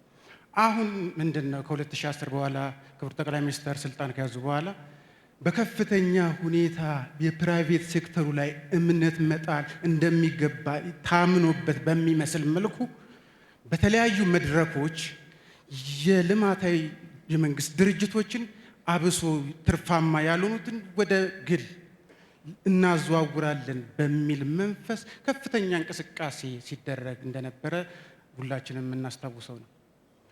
ነገር ግን ከቅርብ ጊዜ በኋላ አውቃለሁ እኔ ዋን ዳይሜንሽን ላይ እችላለሁ። እዛ ቦታው ላይ ስትቀመጥ ብዙ መንገድ ላይ ብዙ የሆኑ ጫናዎች እንደሚመጡ ከብዙ አንግል ታይቶ ነው ውሳኔዎች እንደሚወሰኑ አውቃለሁ። ነገር ግን አሁንም መንግስት ይሄንን 41 ብቻ ሳይሆን የመስፋፋት በመንግስት ድርጅት ያሉትን እንደገና ለማስፋፋት በከፍተኛ ሁኔታ ታቅዶ እየተሰራ ነው። ልማት ካመጣ ተቃውሞ አይደለም። ነገር ግን የመንግስት ተቋማት በተደጋጋሚ በእኛ ሀገር ብቻ ሳይሆን በተለያዩ ሀገሮች ኢንክሉዲንግ ቻይና የመንግስት ተቋም የልማት ድርጅቶች ልማታቸውን እየጎተቱ እንደሆነ የሚያስረዱ ጽሁፎች እየወጡ ነው የሚገኙት። እኛም ሀገር ግን አሁን በሚባለው ደረጃ የተለያዩ ሴክተሮች ውስጥ እየገባ እናጠበዋለን የተባለው የመንግስትን የነፃ ኢኮኖሚ ተሳትፎ አያሰፋብንም ወይ? ከመጨረሻው ጥያቄ ለመነሳት በጣም ትክክለኛ ኮንሰርን ነው። የኢንቨስትመንት ተዋንያን ተገቢ ሚናቸውን እንዲጫወቱ አስቻይ ነገር መፍጠር የማይችል መንግስት ከሆነ ብልጽግና ማረጋገጥ አይቻልም። መመኘት ይቻላል፣ ማረጋገጥ አይቻልም። የፕራይቬት እና የመንግስት ሚና በመደመር መንግስት በግልጽ እንደተቀመጠው ማንበብ አለ በመጽሐፍ አላነበብክም። በነገራችን ላይ እንደተቀመጠው እነዚህ ተዋንያን ሚናቸው የተለካ ሚናቸውን የሚያውቁ በሚናቸው ልክ የሚጫወቱ መሆን አለባቸው። ፕራይቬት ሴክተር የሚያቀጭጭ እንቅስቃሴ ከተከተል ፈጠራን እንገላለን ማለት ነው። ፈጠራ ከሞተ አዳዲስ ስራ አይፈጠርም። አዳዲስ ስራ የማይፈጠር ከሆነ አዳዲስ ሰው አይቀጠርም። አዳዲስ ሰው የማይቀጠር ከሆነ ኢኮኖሚ አያድግም። ሂሳቡ ግልጽ ነው። ወደ ኋላ ስንመለስ ይሄ የፖለቲካ መድረክ ስላልሆነ የኛ ፕራይቬታይዜሽን ሲሰራበት የነበረውን መንገድ በግሌ በጣም እማዝንበት የሚያመኝ ግን ለዚህ መድረክ የማይመች ጉዳይ አለ። ለምሳሌ በፕራይቬታይዜሽን ስም ጥቂት ግለሰቦች በመቶ ሺህ ሄክታር የሚገመት የኢትዮጵያን መሬት እንዲወስዱ ተደርጓል። ምንድነው አውዱ? ምንድነው የተሸጠበት መንገድ ብለህ ስታይ ልውረስ ካልክ የደርግ መንግስት ልትሆን ነው። ልተው ካልክ የሚያም ነገር ነው። ይሄ ፕራይቬታይዜሽን የሚባለው ነገር የሆኑ ግለሰቦች ለመጥቀም የሚሰራ ስራ ነበር እንጂ ትርፋማ ያልሆኑ ተቋማትን ወደ ግል በመስጠት የግል ሴክተር ለማጠናከር አልነበረም። ምክንያቱም ፋይናንሻል ሴክተር 80+% የሚያበድሩት እኮ ለመንግስት ልማት ድርጅቶች ነው። 20% ማትሞላ ብድር ወስዶ ፕራይቬት ሴክተር ውጤታማ ስራ ሊሰራ አይችልም። አሁን ያሰጋህን ግን ስንመለከት ለምሳሌ ፈርቲላይዘር ማዳበሪያ ለኢትዮጵያ በጣም ወሳኝ ኮሞዲቲ ነው። በጣም ወሳኝ ማዳበሪያ፣ ነዳጅ አካባቢ፣ ኢነርጂ አካባቢ ያሉ ጉዳዮቻችን መልክ ያዙ ማለት ኢትዮጵያ ናሽናል ኢንተረስቶቿ ላይ መዝለል ትጀምራለች ማለት ነው። አሁን ወደ ኋላ ከሚይዟት ፖይንቶች አንዱ ማዳበሪያ ነው። ለምን ማዳበሪያ የሚያቀብሉ ሀገራት ጋር የሚያቀያይም ጉዳይ ውስጥ ከገባህና ለ6 ወር ማዳበሪያው ከዘገየ ችግር ነው። ይሄንን ማዳበሪያ 4-5 ዓመታት ሀገራት፣ ግለሰቦች ኢትዮጵያ ውስጥ ኢንቨስት እንዲያደርጉ ለምነናል። መጨረሻ ላይ የአፍሪካ ትልቁ ሀብታም የሆነው አሊኮ ዳንጎቴ ሲወስን ከወሰነበት መንገድ አንዱ የኢትዮጵያ መንግስት ከኔ ጋራ ሪስክ የሚጋራ ከሆነ ፐርሰንቴጁ ሊያንስ ይችላል፣ እሱ 50+ ሊሆን ይችላል። ግን ሪስክ የሚጋራ ከሆነ ብቻ ነው ኢንቨስት የማደርገው። አንደኛ ሪሞት ኤሪያ ነው፣ ሁለተኛ ገበያው አያስተማምንም። ቢሊየንስ ኦፍ ዶላር አምጥቼ እዳ እንዳልገባ ሲል እኛ ኤአይችን እንጠቀማለን። ይሄን ኢንቨስትመንት የምናደርገው ይሄ መንግስት አይደለም። በኮርፖሬት ህግ ልክ ቅድም ስቶክ ማርኬት እንዳልኩት መንግስት ያለውን ገንዘብ ኮንትሪቢዩት አድርጎ ፕራይቬት ሴክተርም አድርጎ በጋራ የሚሰራ ስራ ማለት ነው። ፓርትነሮቹ ጥቂት ቢሆኑም መስፋት አለባቸው። ወይም ክሪፕቶ ማይኒንግን ብንወስድ ክሪፕቶ ማይኒንግ ኢትዮጵያ ውስጥ 39 ገደማ ላይሰንሶች ሰጥተን ነበር ፕራይቬት ሴክተር ኢንከሬጅ ለማድረግ። ከኛ ክሊን ኤነርጂ ይወስዳሉ፣ እነሱ ደግሞ ስራቸው ይሰራሉ። እኛ ሳንድ ቦክስ ባልነው ፖሊሲ የማናቃቸው ጉዳዮች ሲኖሩ ቀድመን አይቻልም ከምንል ፈቅደን ተምረን ችግር እንዳለው ስንደርስበት ማድረቅ ይሻላል ባልነው መሰረት ላይሰንስ ሰጠን። ስናጠና የኔ ወንድም 200 ሜጋዋት ኢነርጂ ኢትዮጵያ ለአንድ ኩባንያ ከሰጠች ቴንስ ኦፍ ሚሊየንስ ኦፍ ዶላር ከኢነርጂ ዋጋው በላይ ታገኛለች። 1000 ሜጋዋት ኢነርጂ ለክሪፕቶ ማይኒንግ ኢትዮጵያ ስትሰጥ ሳይጋነን ከ300 እስከ 500 ሚሊዮን ዶላር በአመት ታገኛለች። ከ300 እስከ 500 ሚሊዮን ዶላር ያሳጣን ጉዳይ ምንድነው ካልክ አለማወቃችን ነው። ላይሰንሱን ቸበቸብ ነው፣ ስናጠናው ኪሳራው ብዙ ነው። አሁንሳ 100% ኢንቨስት አድርጌ በኤአይ ፋክትሪው በዴታ ሴንተሩ እና በኢነርጂው 100% ኢንቨስት አድርጌ ግን መንግስት ሪስክ ስላለው ሼር ያርገኝ 25 30 35% ወስዶ ከኔ ጋር ይስራ የሚል ኩባንያ ስናገኝ ኤአይችን እናስገባለን። ለምን? ያን እድል ሚስ ላለማድረግ። አዲስ አበባ ላይ የሪቨርሳይዱን ወክ አድርገህ እንደሆነ አላቅም፣ ግን በጣም ፊት ወጣት ስለሆንክ እንድታደርግ ኢንከሬጅ አደርግሃለሁ። አዲስ አበባ ሪቨርሳይድ ከጀመርን በኋላ በሪቨርሳይዱ ግራና ቀኝ ባሉ ቢዝነሶች፣ ሞሎች፣ ሬስቶራንቶች፣ ኮፊ ሾፖች ተደማምሮ 1.3 ትሪሊየን ገደማ ኢንቨስትመንት ከፕራይቬት ሴክተር መጥቷል። እንዴት መጣ መሰለ? አንተ ብር አለህ፣ አዲስ አበባ መሬት አለው። አዲስ አበባ 30%፣ አንተ 70%። ይሄ መንግስት አይደለም፣ ጆይንት ቬንቸር ነው። በመንግስትና በግሉ ሴክተር መካከል ሊኖር የሚገባ ትብብር ነው። በእንደዚህ የሚያብጡ አሉ። ሌላውስ ኢትዮ ቴሌኮም ለምሳሌ ብትወስድ 100+ ዓመት የቆየ ተቋም ነው። የሚወዳደር ካለም ይምጣ፣ አስገባን። ሳናስገባው 37 ሚሊዮን ነበር፣ ስናስገባውስ 90+ ሚሊዮን ገባን። ምን ተብለን ነበር? ኢትዮ ቴሌኮምን የሚያክል የ100 ዓመት ኩባንያ ሸጡት አይደለም? አልሸጥነውም፣ በኮምፒቲሽን አሳደግ ነው እንጂ። የኢትዮጵያ አየር መንገድ አሁን ኤርፖርት ጀምሯል። በቀደም ሰምተኝ ከሆነ ለሁሉም ዓለም ካፒታል ቦርደር የለውም፣ ገንዘብ ያለው ሰው ያፍስ ብለናል። ገንዘብ አላፈስም ካልክ ግን ስራውን አናቆመውም። እኛ እድል እንሰጣለን። ኢትዮ ቴሌኮም ተጨማሪ ላይሰንስ ብቻ ሳይሆን 40% 50% ግዙ ብለን ሁለት ያወተናል ጨረታ። ባወጣነው ጨረታ በሙሉ አቅም ሊሳተፍ የሚችል ሰው አልመጣም። አሁንም ግን ክፍት ነው። ለኢትዮጵያውያን ስቶክ ይሸጥ ብለን ኢትዮ ቴሌኮም የተወሰነ ፐርሰንቴጅ አወተናል። ውስን ሰው ነው የተሳተፈው። በእኛ በኩል ፕራይቬት ሴክተር ካልተጠናከረ ሊቨሎን ፕራይቬት ሴክተር ስታርታፕስ ጀማሪዎቹ ካልተጠናከረ በስተቀር የኢትዮጵያ ብልጽግና አይረጋገጥም። ስጋት ትክክለኛ ነው። የጀመርነው አቅጣጫ የሚያመላክተው ግን ያንን ስጋት በሚቀርፍ መንገድ ነው። በስመ የመንግስት ኩባንያ መሸጥ ግን ግለሰቦችን የመሬት ባለቤት የማድረግ እቅድ የኛ መንግስት የለውም። በዛው ሁለተኛው እህት ያነሱት ከዲያስፖራ ጋር የሚያያዘው ለምሳሌ በቴሌኮም ሴክተር ስቶክ ሲሸጥ፣ ሼር ሲሸጥ ተፈቅዷል ለዲያስፖራዎችም እንዲገዙ። ምን ያክል ለተሳተፉ እርግጠኛ አይደለሁም።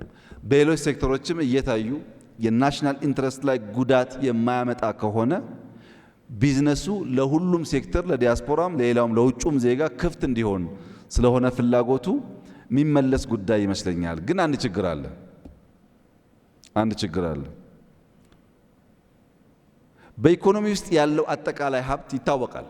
የማይታወቅ ፐርሰንቴጅ ካለ በጣም ውስን ነው እና ሰዎች ይመጡና በውጭ አገር ካለኝ ሀብት ካለኝ ዶላር ከረሜላ ላምጣ፣ መስቲካ ላምጣ፣ ኢትዮጵያ ውስጥ የእናንተን ዶላር አልፈልግም፣ በእኔ ገንዘብ ላምጣ ይላሉ።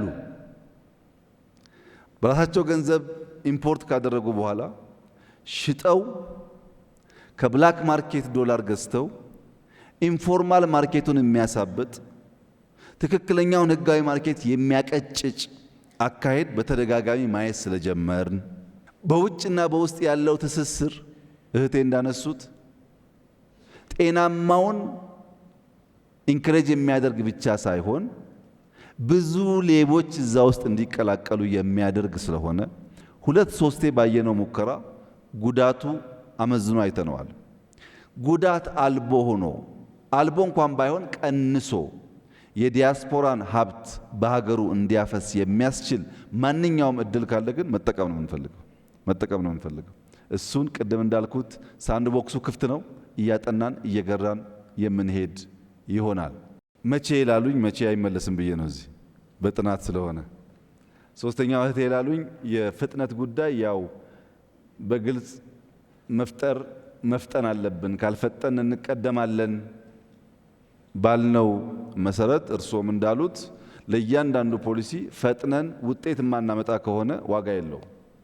እግረ መንገድ እዚህ ያላችሁ ሰዎች በጨረፍታ ለማሰብ እንዲሆናችሁ ዓለም በትልቁም በትንሹም ከባቢ ትናጣለች። ሰሞኑን እንደምትሰሙት ሁሉ ጋር መናጥ አለ እና አንድ የጨነቀው ወዳጄ ጂኦፖለቲክሱ ያስፈራል፣ ዓለም እየተናጠች ነው፣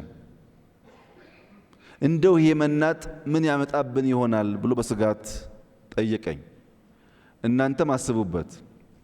የዓለምን መናጥ እኛ አንፈልግም፣ የዓለምን መታወክ እኛ አንፈልግም። ዓለም ሰላም በነበረችበት ሰዓት ግን ምን አደረገችልን ነው መልሱ።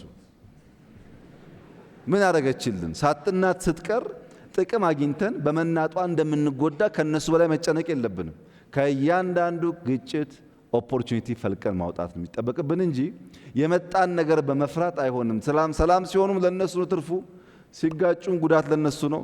ሽማግሌ ከፈለጉ እናስታርቃለን። እኛ ግን መሰራታችን ናሽናል ኢንትረስት ነው። ባለቅኔ ጠያቂ በጣም ጥሩ ሜታፎር ነው ያመጣኸው። በእስልምና የሚነገር የሚመሳሰል ነገር አለ። አንተ ባልከው መሰረት ሳይሆን ቤት ማፍረስ፣ ሰው መግደል ምናምን በሚባል አንድ ችኩል ሰውን የተፈተነበት ታሪክ አለ። በጣም ኢንትረስቲንግ ታሪክ። ያንተ የገባኝ ሰዎቹ ትንሽ ነገር አላቸው። እሷን ተማምነው በደህንነት ሲኖሩ ያችን ትንሽ ነገር ሲነጠቁ የተከማቸ የተደበቀ ፖቴንሻላቸውን አውጥተው ሀብት ፈጠሩ ነው። በመጀመሪያ ሀብት ለመፍጠር ከተቻለ ላሚቷ መሞት የለባትም። ከተቻለ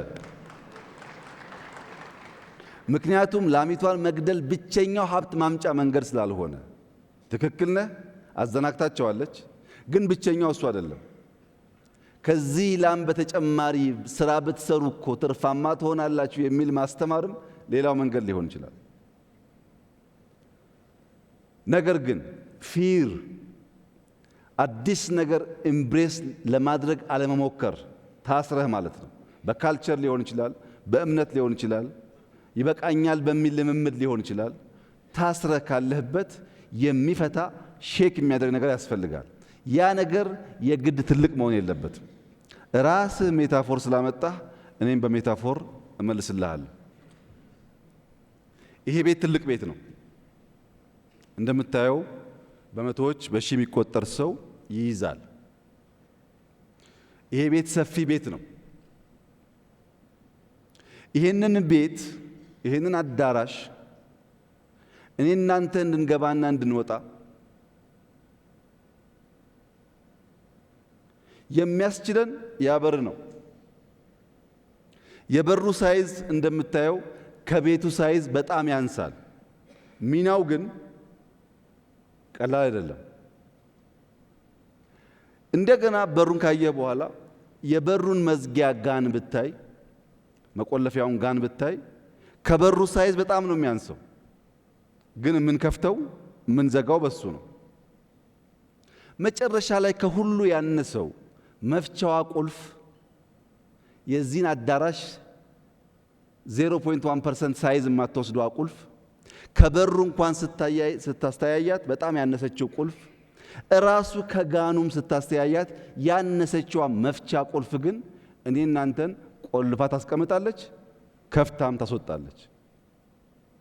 ትንሿ ቁልፍ እዚህ በሚያክል ቤት ውስጥ ያለን ሰዎች መውጣት መግባታችን የምትወስን ከሆነ ሃምብል ቢግኒንግ ያነሰ ይመስል ቢግኒንግ ትላልቁን ነገር ሊያንቀሳቅስ ይችላል ማለት ነው።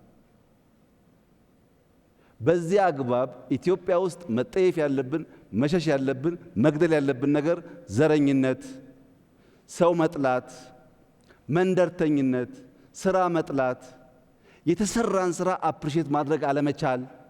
አፕሪሼት የማያደርግ ሰው የማደግ አስፕሬሽን የለውም ማለት ነው። እነዚህን ክፉ ልማዶች ላም ከምንገድል እኔ ጋር ነህ ብናስቀር ከትንሿ ቢግኒንግ ብንጀምር የምትመኘውን ብልጽግና ለማምጣት ያስችላል። መደመር፣ መስራት፣ መትጋት፣ ባለን ነገር አለመርካት፣ የበለጠውን ነገር አስፓየር ማድረግ። ያ ግን ከትጋት ውጭ እንደማይመጣ አምነን የምንሰራ ከሆነ በጣም መልካም ነገር ይሆናል። ጥንቃቄ የሚያስፈልገው የተሻለ ቤት ያላቸው የተሻለ ስፔስ ያላቸው ሰዎች እንግዳ አይቀበሉም። ያነሰ ብቻ ያላቸው እንግዳ ይቀበላሉ ወደሚል ግን እንዳይወሰድ። እንግዳ ለመቀበል ብለን ማነስ የለብንም። የተሻለ ሰርተን ያነሰ ሳይዝ ካላቸው ደግሞ ባህሪያቸው መውሰድ አለብን እንጂ ጥሩ አዛኝ ለመሆን እንግዳ ተቀባይ ለመሆን በጎጆ ውስጥ ደግሞ እንዳንቀር ጥንቃቄ ያስፈልጋል ማለት ነው። ስታርታፕ ባንክ ጥናት ተጀምሯል። ግን ለአነስተኛ ቢዝነሶች እና ሀሳቦች ፋይናንሻል ኢንክሉዥን የሚረጋገጠው አንድ ሲንጉላር ባንክ በማቋቋም ብቻ ሳይሆን ፊንቴክን በማስፋት ነው። የፋይናንሻል ቴክኖሎጂ የፋይናንሻል ኢንክሉዥን ለማረጋገጥ ትልቁ ፋውንዴሽን እሱ ነው። ጥቂት ሰዎች ብቻ የገንዘብ አክሰስ ካላቸው እንዳንተ ለአዳዲስ ነገር ለአዳዲስ እውቀት ዝግጁ የሆኑ ሰዎች ገንዘብ አጥተው ሊወዳደሩ አይችሉም። የፊንቴክ አድቫንቴጅ ሪሞት በመሆናቸው ምክንያት ለኮላተራል የሚበቃ ሀብት ስለሌላቸው ገንዘብ በተወሰነ ደረጃም ቢሆን ለመበደር እድል የሚሰጥ ስለሆነ ያችን ገንዘብ ይዘው ሀሳባቸውን ጨምረው ተፍጨርጭረው ሰው መሆን ብቻ ሳይሆን ሰው ሰሪ ሊሆኑ ይችላሉ። ለዛ የፊንቴክ ጅማሯችን የኢነርጂና የኔትወርክ ፔኔትሬሽን በጣም ወሳኝ ስለሆነ በ2023 በእኛ ወይም በ2030 ኢትዮጵያ 100% የማድረስ እቅድ ነው ያለው በዴታ። ያ በሚሆንበት ሰዓት የፋይናንሻል ኢንክሉዥን እያደገ ሄዶ እንደዚህ እንዳንተ ህልም ያላቸው ፍላጎት ያላቸው ሰዎች ያንን ገንዘብ ፌች አድርገው ሀሳባቸው ወደሚጨበጥ ወደሚተገበር ነገር መለወጥ ይችላሉ። ኢትዮጵያ ውስጥ 2,600,000 የሚጠጉ ቢዝነሶች አሉ። ሃውስሆልድ በተሰራ ሴንሰስ ከ2.6 ሚሊዮን ቢዝነስ ኢንቲቲ ውስጥ ምን ያህሉ ነው ለሎካል መንግስት፣ ለሪጂናል ገቨርንመንት፣ ለፌዴራል መንግስት ኮንትሪቢዩት እያደረገ ያለው ግብር እየከፈለ ያለው የሚለው ጉዳይ ጥናት ይፈልጋል። ያን ለማጥናት ያንተ ኤአይ በጣም ኢምፖርታንት ነው። ሀብት እያለ ሀብቱን ካላወቅ ነው ሀብቱን ማባዛት ካልቻል የምናስበውን እድገት ለማምጣት ስለሚያስቸግረን ማለት ነው። ወደ ኤአይ ዩኒቨርሲቲ እኛስ እድል አለ ነው ይላልከው። ተቋሙ እየተፈጠረ ነው ያለው። በጣም ኢምፕሬሲቭ በሆነ መንገድ ነው እየተፈጠረ ያለው። ጀስት እንዳንተ ተማሪዎች እዚህ ካላችሁ እስካሁን ከምታውቋቸው ዩኒቨርሲቲዎች ይለያል ባህሪው። ኤአይ ዩኒቨርሲቲ እዚህ ጋር አለ። ካጠገቡ ሶቨሪን ክላውድ አለ። ቢግ ኤአይ ፋርም አለን የሚገነባ። ካጠገቡ የሃርድዌር ማኒፋክቸሪንጎች የተገነቡ ነው። ካጠገቡ ደግሞ ስታርታፖች የሚሞክሩበት የሚለማመዱበት በድምሩ ከ200 ሄክታር በላይ ቦታ የኤአይ ሲቲ ብለህ ማሰብ ትችላለህ። ይሄ እንዳንተ አይነቱን ህልመኛ ለማቀፍ በየትኛው ቦታ እንደሆነ አላቅም። ወይ በትምህርቱ ወይ በማኒፋክቸሪንጉ ወይ በስታርታፑ እያቀፈ ብዙ ኢትዮጵያውያን ለማፍራት ሰፊ አውድ ይመስለኛል። ለዚህ ዲተርሚንድ ሆነን የምንሰራበት ዋናው ምክንያት አንተም እያየህ እንዳለኸው በቅርበት እንደምትታዘበው እየመጣ ያለው ዓለም እኛ በምናስበው አናሎግ አፕሮች ልንወዳደር አንችልም። ሰዎች ቲክቶክን ሳይፈጥሩ ዩቱብን ሳይፈጥሩ ኮድ ሳይጽፉ እንዳየኸው የሆነ ነገር አድርገው ጮኸው ሚሊየንስ ኦፍ ዶላር የሚሰበስቡበት ዓለም ነው። ወጣቶች እኛን እንዳታዩ ወደ ኋላ እንዳታዩ ነገ ለመወዳደር ራሳችሁን ስሩ። ነገ የሚወዳደር ሰው ኦፖርቹኒቲን በተቻለ መጠን የሚያስስ ሲያገኝም ግራብ የሚያደርግ መሆን አለበት። ያን አድርጋችሁ ከሄዳችሁ የነገዋ ኢትዮጵያ ተስፈኛ ትሆናለች የሚል ሙሉ እምነት አለኝ። ካንተ ቀጥዬ ሁለተኛው ያንተ ወንድም የጠየቀኝ ከአስቱ ሁለት ጥያቄ ነው።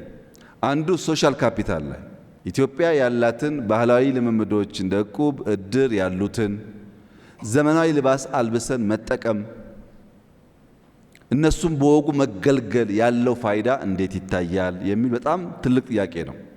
ሶሻል ካፒታል ወይም ድልብ ሀብትን እንደ ሀብት የማያይ ኢንስቲትዩሽንና ሀገር ወደፊት መሄድ አይችልም። እያንዳንዱ ፈጠራ የሚፈጠረው ካለ ችግር ውስጥ ነው።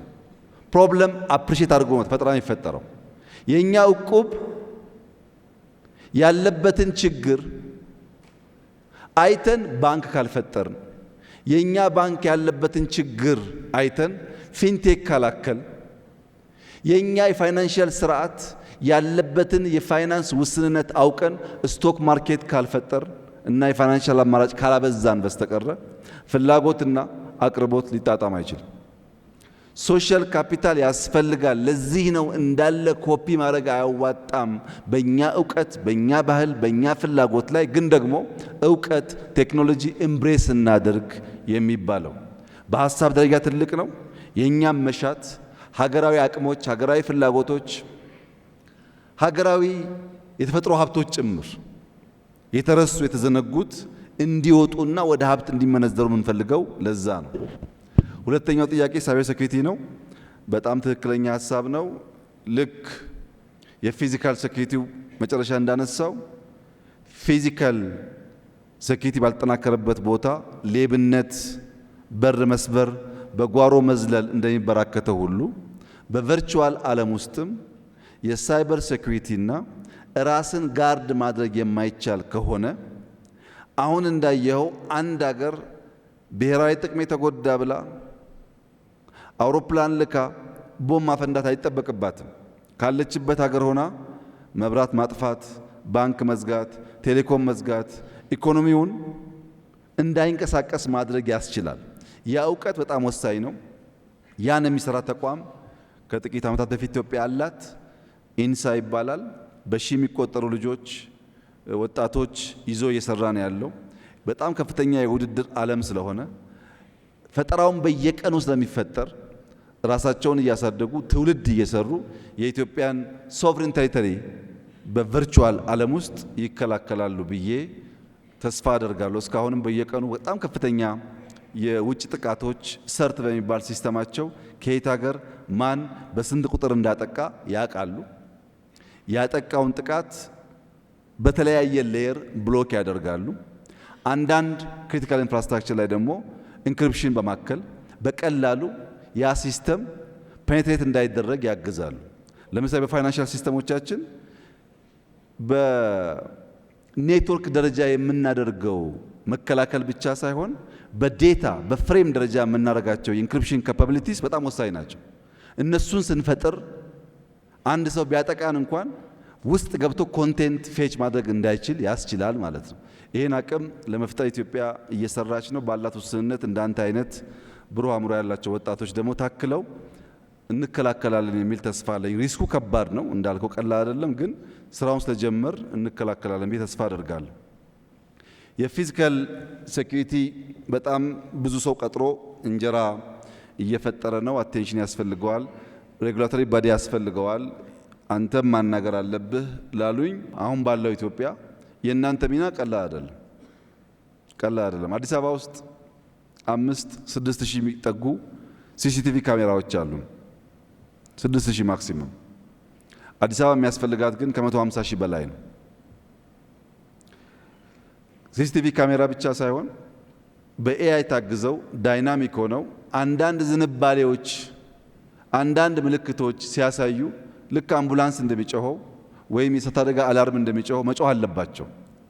የካሜራ ሲሲቲቪ ሲስተም የዛሬ 17-8 ዓመት ስንጀምር የጀመርነው ከኤርፖርት 4 ኪሎ ከ4 ኪሎ ፌዴራል ፖሊስ በመቶዎች የሚቆጠሩ ካሜራዎች ነበሩ፣ ያውም በብዙ መከራ። አሁን በሺ የሚቆጠር ካሜራ ከዘረጋን በኋላ ዳይናሚክ እንዲሆን ካላደረግነው በስተቀረ የፊዚካል ሴኩሪቲው አሁን ባለው ዓለም ብቻውን መከላከል አይችልም። ዳይናሚክ ማለት ለምሳሌ አንድ ሰው ቢላ ከያዘ ከአንድ ሰው በምን ያክል ዲስታንስ መቆም እንዳለበት በቅርብ ርቀት መቆም እንዳለበት አንድ ኬፒአይ ነው። ሁለተኛ ቢላ የያዘ ሰው ከሰው ጀርባ ከቆመ ሁለተኛው መለኪያ ነው። ሶስተኛ ቢላ የያዘ ሰው ከኪችን አካባቢ 5 ሜትር የራቀ ከሆነ ሌላ ኬፒአይ ነው። እነዚህን ካሜራዎች ኢንተለጀንስ እናደርጋቸው። ከኋላ ቢላ ይዞ የቆመ ሰው ካለ እኔ ሳላይ ካሜራው አይቶ አላርም ያሰማል። ቢኮዝ በቅርብ ርቀት ቢላ መያዝ ተገቢ አይደለም ካልነው ካሜራውን። ኢንተለጀንት ካልሆነ ግን ካሜራው እያለ ቁጭ የሚከታተሉ ሰዎች ከሌሉ በስተቀር አደጋ መከላከል አይቻልም።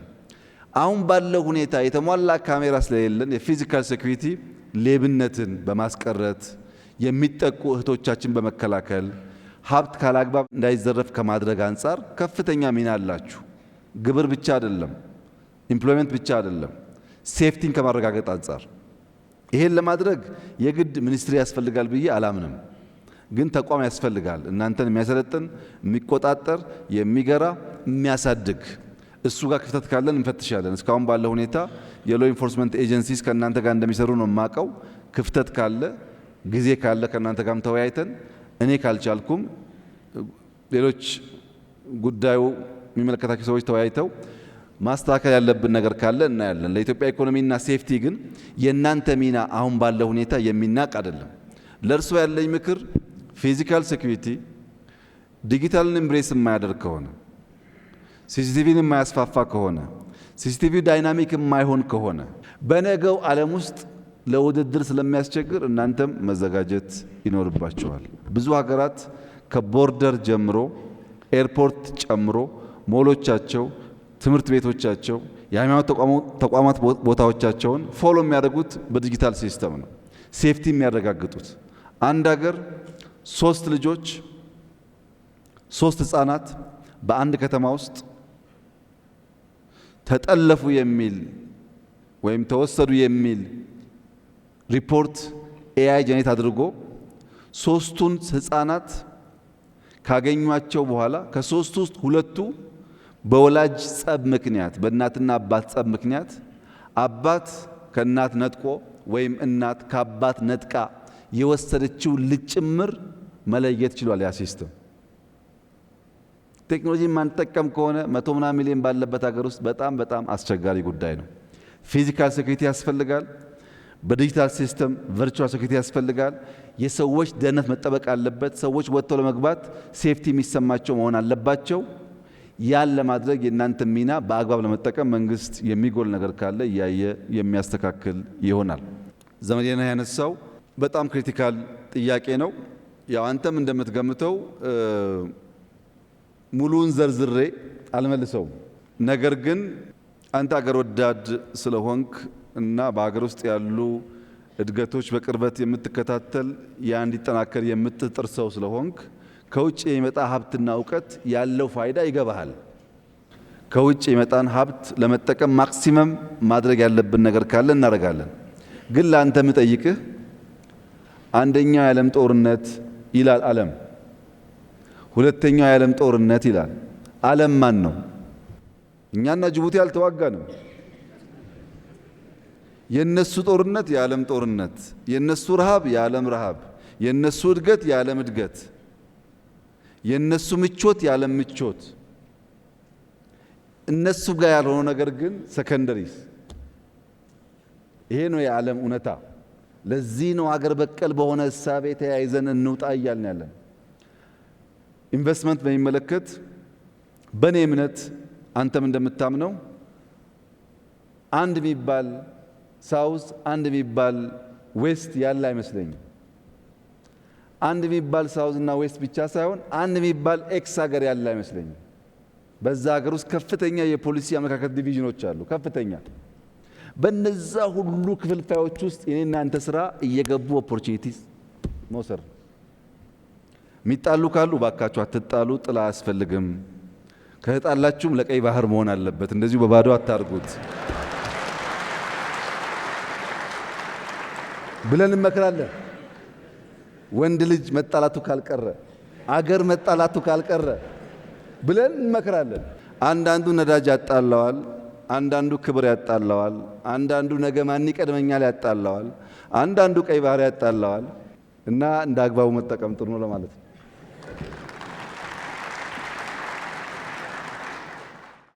ስለዚህ የመጨረሻ ጥያቄ ክቡር ጠቅላይ ሚኒስትር የማጠቃለያ መልእክት ከማስተላለፉ በፊት 2001 እና 2 አካባቢ በተደጋጋሚ ስለ ዲጂታል ፔይመንት ስለ ፊንቴክ ይናገሩ ነበር።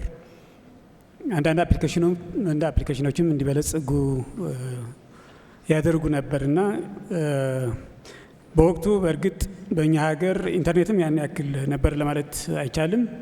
2000 ማለት ቴክስት መሴጅ የጀመረበት ጊዜ ነው። ደሞዝ ወደ የፋይናንስ ዲፓርትመንት እየሄድን ተሰልፈን የምንቀበልበት ጊዜም ነበር በወቅቱና ያኔ ስለ ፊንቴክ፣ ስለ ዲጂታል ፔይመንት፣ ስለ ኢፔይመንት እነዚህ የመሳሰሉ ነገሮች ይናገሩ ነበር። አሁን ከደረስንበት አንጻር ምን ይሰማዎታል ነው? ያ ራዕይ እውን ሆነ ወይስ የሚቀረው ነገር አለ የሚለው ነገር እና ከዚህ ጋር አያይዘው የፊንቴክ ደረጃችንን በዚህ አጋጣሚ አብራርተውልን እንጨርስ። መልካም። ለረጅም ዘመናት የኢትዮጵያ ኋላ መቅረት የኢትዮጵያ ሻል ካሉት በብዙ ዲስታንስ ወደ ኋላ የቀረች መሆኗ ከሚያሳስባቸው ዜጎች አንዱ ነኝ። ይህንን ዲስታንስ በምን ማጥበብ እንችላለን? እያንዳንዱ እነሱ የሄዱባቸውን ፉት ስቴፕስ እየተከታተልን የምንሄድ ከሆነ አንደኛ አንደርስባቸውም፣ ሁለተኛ አዳዲስ ርቀቶች ይፈጠራሉ። የእኛን ችግር ቀርፎ በሚገባን መተካከል መቆም እንድንችል ሊፕ ፍሮግ ማድረግ አለብን የሚል የጸና እምነት አለኝ። መፍጠን ብቻ ሳይሆን በአንዳንድ ጉዳይ መዝለል አለብን የሚል የጸና አቋም አለኝ።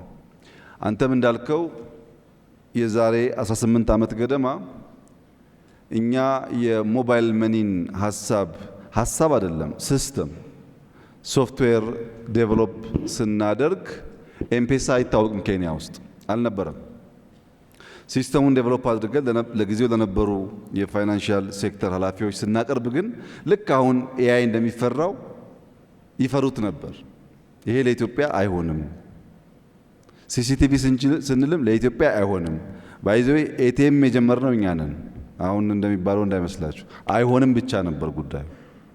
የኔ ሀሳብ ግን ቪዛ ካርድ ኢትዮጵያ ውስጥ ኢንትሮዲዩስ አድርገን ሰዎቻችን ቪዛ እየያዙ ባንኮች ተስፋፍተው ብራንቻቸው በጣም ትንሽ ስለነበረ ሪሞት ኤሪያ ባንክ ብራንች እየፈጠርን በቪዛ ካርድ መገበያየት የምንችልበት እድል ረዥም ዓመታት ስለሚወስድ በሞባይል መኒ ብንጠቀም ወይም ሞባይል ዋሌት የሚባለውን አሁን ብንጠቀም በርከት ያሉ ሰዎች ሞባይል ካላቸው ባጠረ ጊዜ ውስጥ ቪዛ ካርድ ሳንይዝ የባንክ ስርዓት ካልነበረው ወደ ሞባይል ዋሌት እንዘላለን ማለት ነው። ሞባይል ዋሌት ያላቸው ሀገራት አሁን የመጨረሻው ቴክኖሎጂ ያላቸው ሀገራት ናቸው። ቪዛ ካርድ መያዝ ባይዘው አሁን የፋራ ነው ታውቃላችሁ፣ እንዳትይዙ። ወደ ሞባይል ዋሌት ያደገበት ዋናው ምክንያት አንድ ሞባይል ፎቶ የምናነሳበት፣ ዜና የምንሰማበት፣ የምንገዛበት፣ ብር የምናስተላልፍበት አንድ ብቻ ሞባይል ማለት። ድሮ አይታችሁ ከሆነ በተለይ ዲያስፖራዎች እንደምታውቁት 2፣ 3፣ 4 ቪዛ ካርድ ይይዛሉ ዲያስፖራዎች። ምሳ ሲጋብዟችሁ አንዱን ያወጡና ያስገባሉ፣ አንዱን ያወጡና ያስገባሉ። አንዳንዱ ክሬዲት፣ አንዳንዱ ዴት ሊሆን ይችላል የያዙት ካርድ። ግን እኛ ካርድ ለማናቅ ሰዎች ስንት ካርድ አለው የሰውዬ? አንዳንዱ ያለው እኮ 10 ብር ሊሆን ይችላል፣ እዳም ሊሆን ይችላል። የስልጣኔ ማሳያ ነበር። ዲያስፖራ ዋሌቱን መዞ በአንድ ካርድ አይከፍልም። ያወጣል፣ ያስገባል፣ ያወጣል፣ ያስገባል፣ ያወጣል፣ ያስገባል። ያ ሳይኮሎጂካል ትራውማ አለው ካርድ ላልነበረን ሰዎች። ዲያስፖራዎች ይስቃሉ፣ ስራቸውን ስለሚያውቁ ነው። ወደ ሞባይል ዋሌት ካደግን ግን እንደዚህ አይነት ችግሮች በመሃል ያለው ስፔስ ይጠባል ማለት ነው። በኤአይም እንደዚሁ ነው። ሁልጊዜ የኢትዮጵያ ችግር አዳዲስ ነገር ለመቀበል አዳዲስ ነገር ለመለማመድ ያለ መከራ ነው። ባህል ይመስለኛል ከሌላው ሀገር በተለየ ለአዲስ ዕውቀት ለአዲስ ነገር እንቸገራለን። ሁለተኛው ጉዳይ ደግሞ በማናቀውና ባልዋልንበት ጉዳይ ባልሰራነውና ባላየነው ጉዳይም ከኔ ወዲያ ማን እንላለን። በዚህ ምክንያት ሐሳብ ቢመጣም እየቀጨጨ ቆይቷል። አሁን ትናንሽ ጅማሮች አሉ። የምታስበው ጋር ደርሷል ወይ ያልከኝ እንደሆነ ገና ብዙ ይቀረናል። አሁንም መፍጠር፣ አሁንም መፍጠን፣ አሁንም መዝለል ያስፈልጋል። ኢትዮጵያ ከዓለም 10ኛው ፖፑሌሽን ያላት ሀገር ነች። ከ10ኛ ከመሆኗን ባሻገር በጣም ወጣት ጄኔሬሽን ያላት ሀገር ነች። ይህንን ሰው አስፓየር እንዲያደርግ ነገን እንዲመኝ እንዲጓጓ ነገን ለመዋጀት እንዲዘል ብናስችለው የሥራ ባህልን ብናስተምረው ኢትዮጵያ የሚገባትን ልክና ደረጃ ትይዛለች ብዬ አምናለሁ። የግድ በኔ ጊዜ መሆን የለበትም። የኔ እናት ቲቪ ለማየት ከምትኖርበት መንደር 15-20 ኪሎ ሜትር ካልተጓዘች በስተቀረ መብራትም ቲቪም አልነበረም። እኔ ዳታና ቮይስ የሚጠቀሙ ስልኮች አሁን ደግሞ ትንሽ ዜና የምሰማበት ስልክ ጋር ደርሻለሁ። ልጄ ያንን እንድትደግም ግን አልፈልግም። ልጄ እኔ ባለፍኩበት መንገድ እንድታልፍ አልፈልግም። የእናቴን አብዝቼ የምመኝ ከሆንኩ ቅድም ልጁ እንዳለው መደብ ነው የምመኘው ማለት ነው። እኛ ድሮ የምትሉ ሰዎች መደብ ነው፣ ምንም የለም፣ ምንም የሚያጓጓ ነገር የለም። ያን እንደ ፕሮብለም አውቀን ከዚያ የሚነቀስ ጠቃሚ ነገር ካለ ወስደን የነገውን ደግሞ ኤምብሬስ የምናደርግ ከሆነ የምናስብበት ደረጃ እንደርሳለን። አሁን ጀመር ነው ብዬ አስባለሁ። ሲጠቀለል እኔ የኢትዮጵያን ኢኮኖሚ የማይበትን የመጨረሻ አረፍተ ነገር ለማንሳት በጣም ዲፕ ተኝታችሁ ስትነቁ ወዲያው ካልጋችሁ ዘላችሁ አትነሱም። ትንሽ ትንጠራራላችሁ፣ ስትሬች ታደርጋላችሁ። ሰው ልክ ነቅቶ ወዲያው እንቅስቃሴ አይጀምርም። የኢትዮጵያ ኢኮኖሚ እንደዛ ነው የማየው። ከዲፕ እንቅልፍ መነቃቃት ጀምሯል፣ ስትሬች ማድረግ ጀምሯል። ግን መራመድ እንዲጀምር መታገዝ አለበት። የሚያኩራራ ቦታ አልደረስንም። ከእንቅልፍ ነቅተናል፣ ስትሬች እያደረግን ነው። ትንሽ ፑሽ አድርገን ከገፋ ነው ግን የምንልበት ቦታ ይደርሳል ብዬ ተስፋ አደርጋለሁ። አመሰግናለሁ።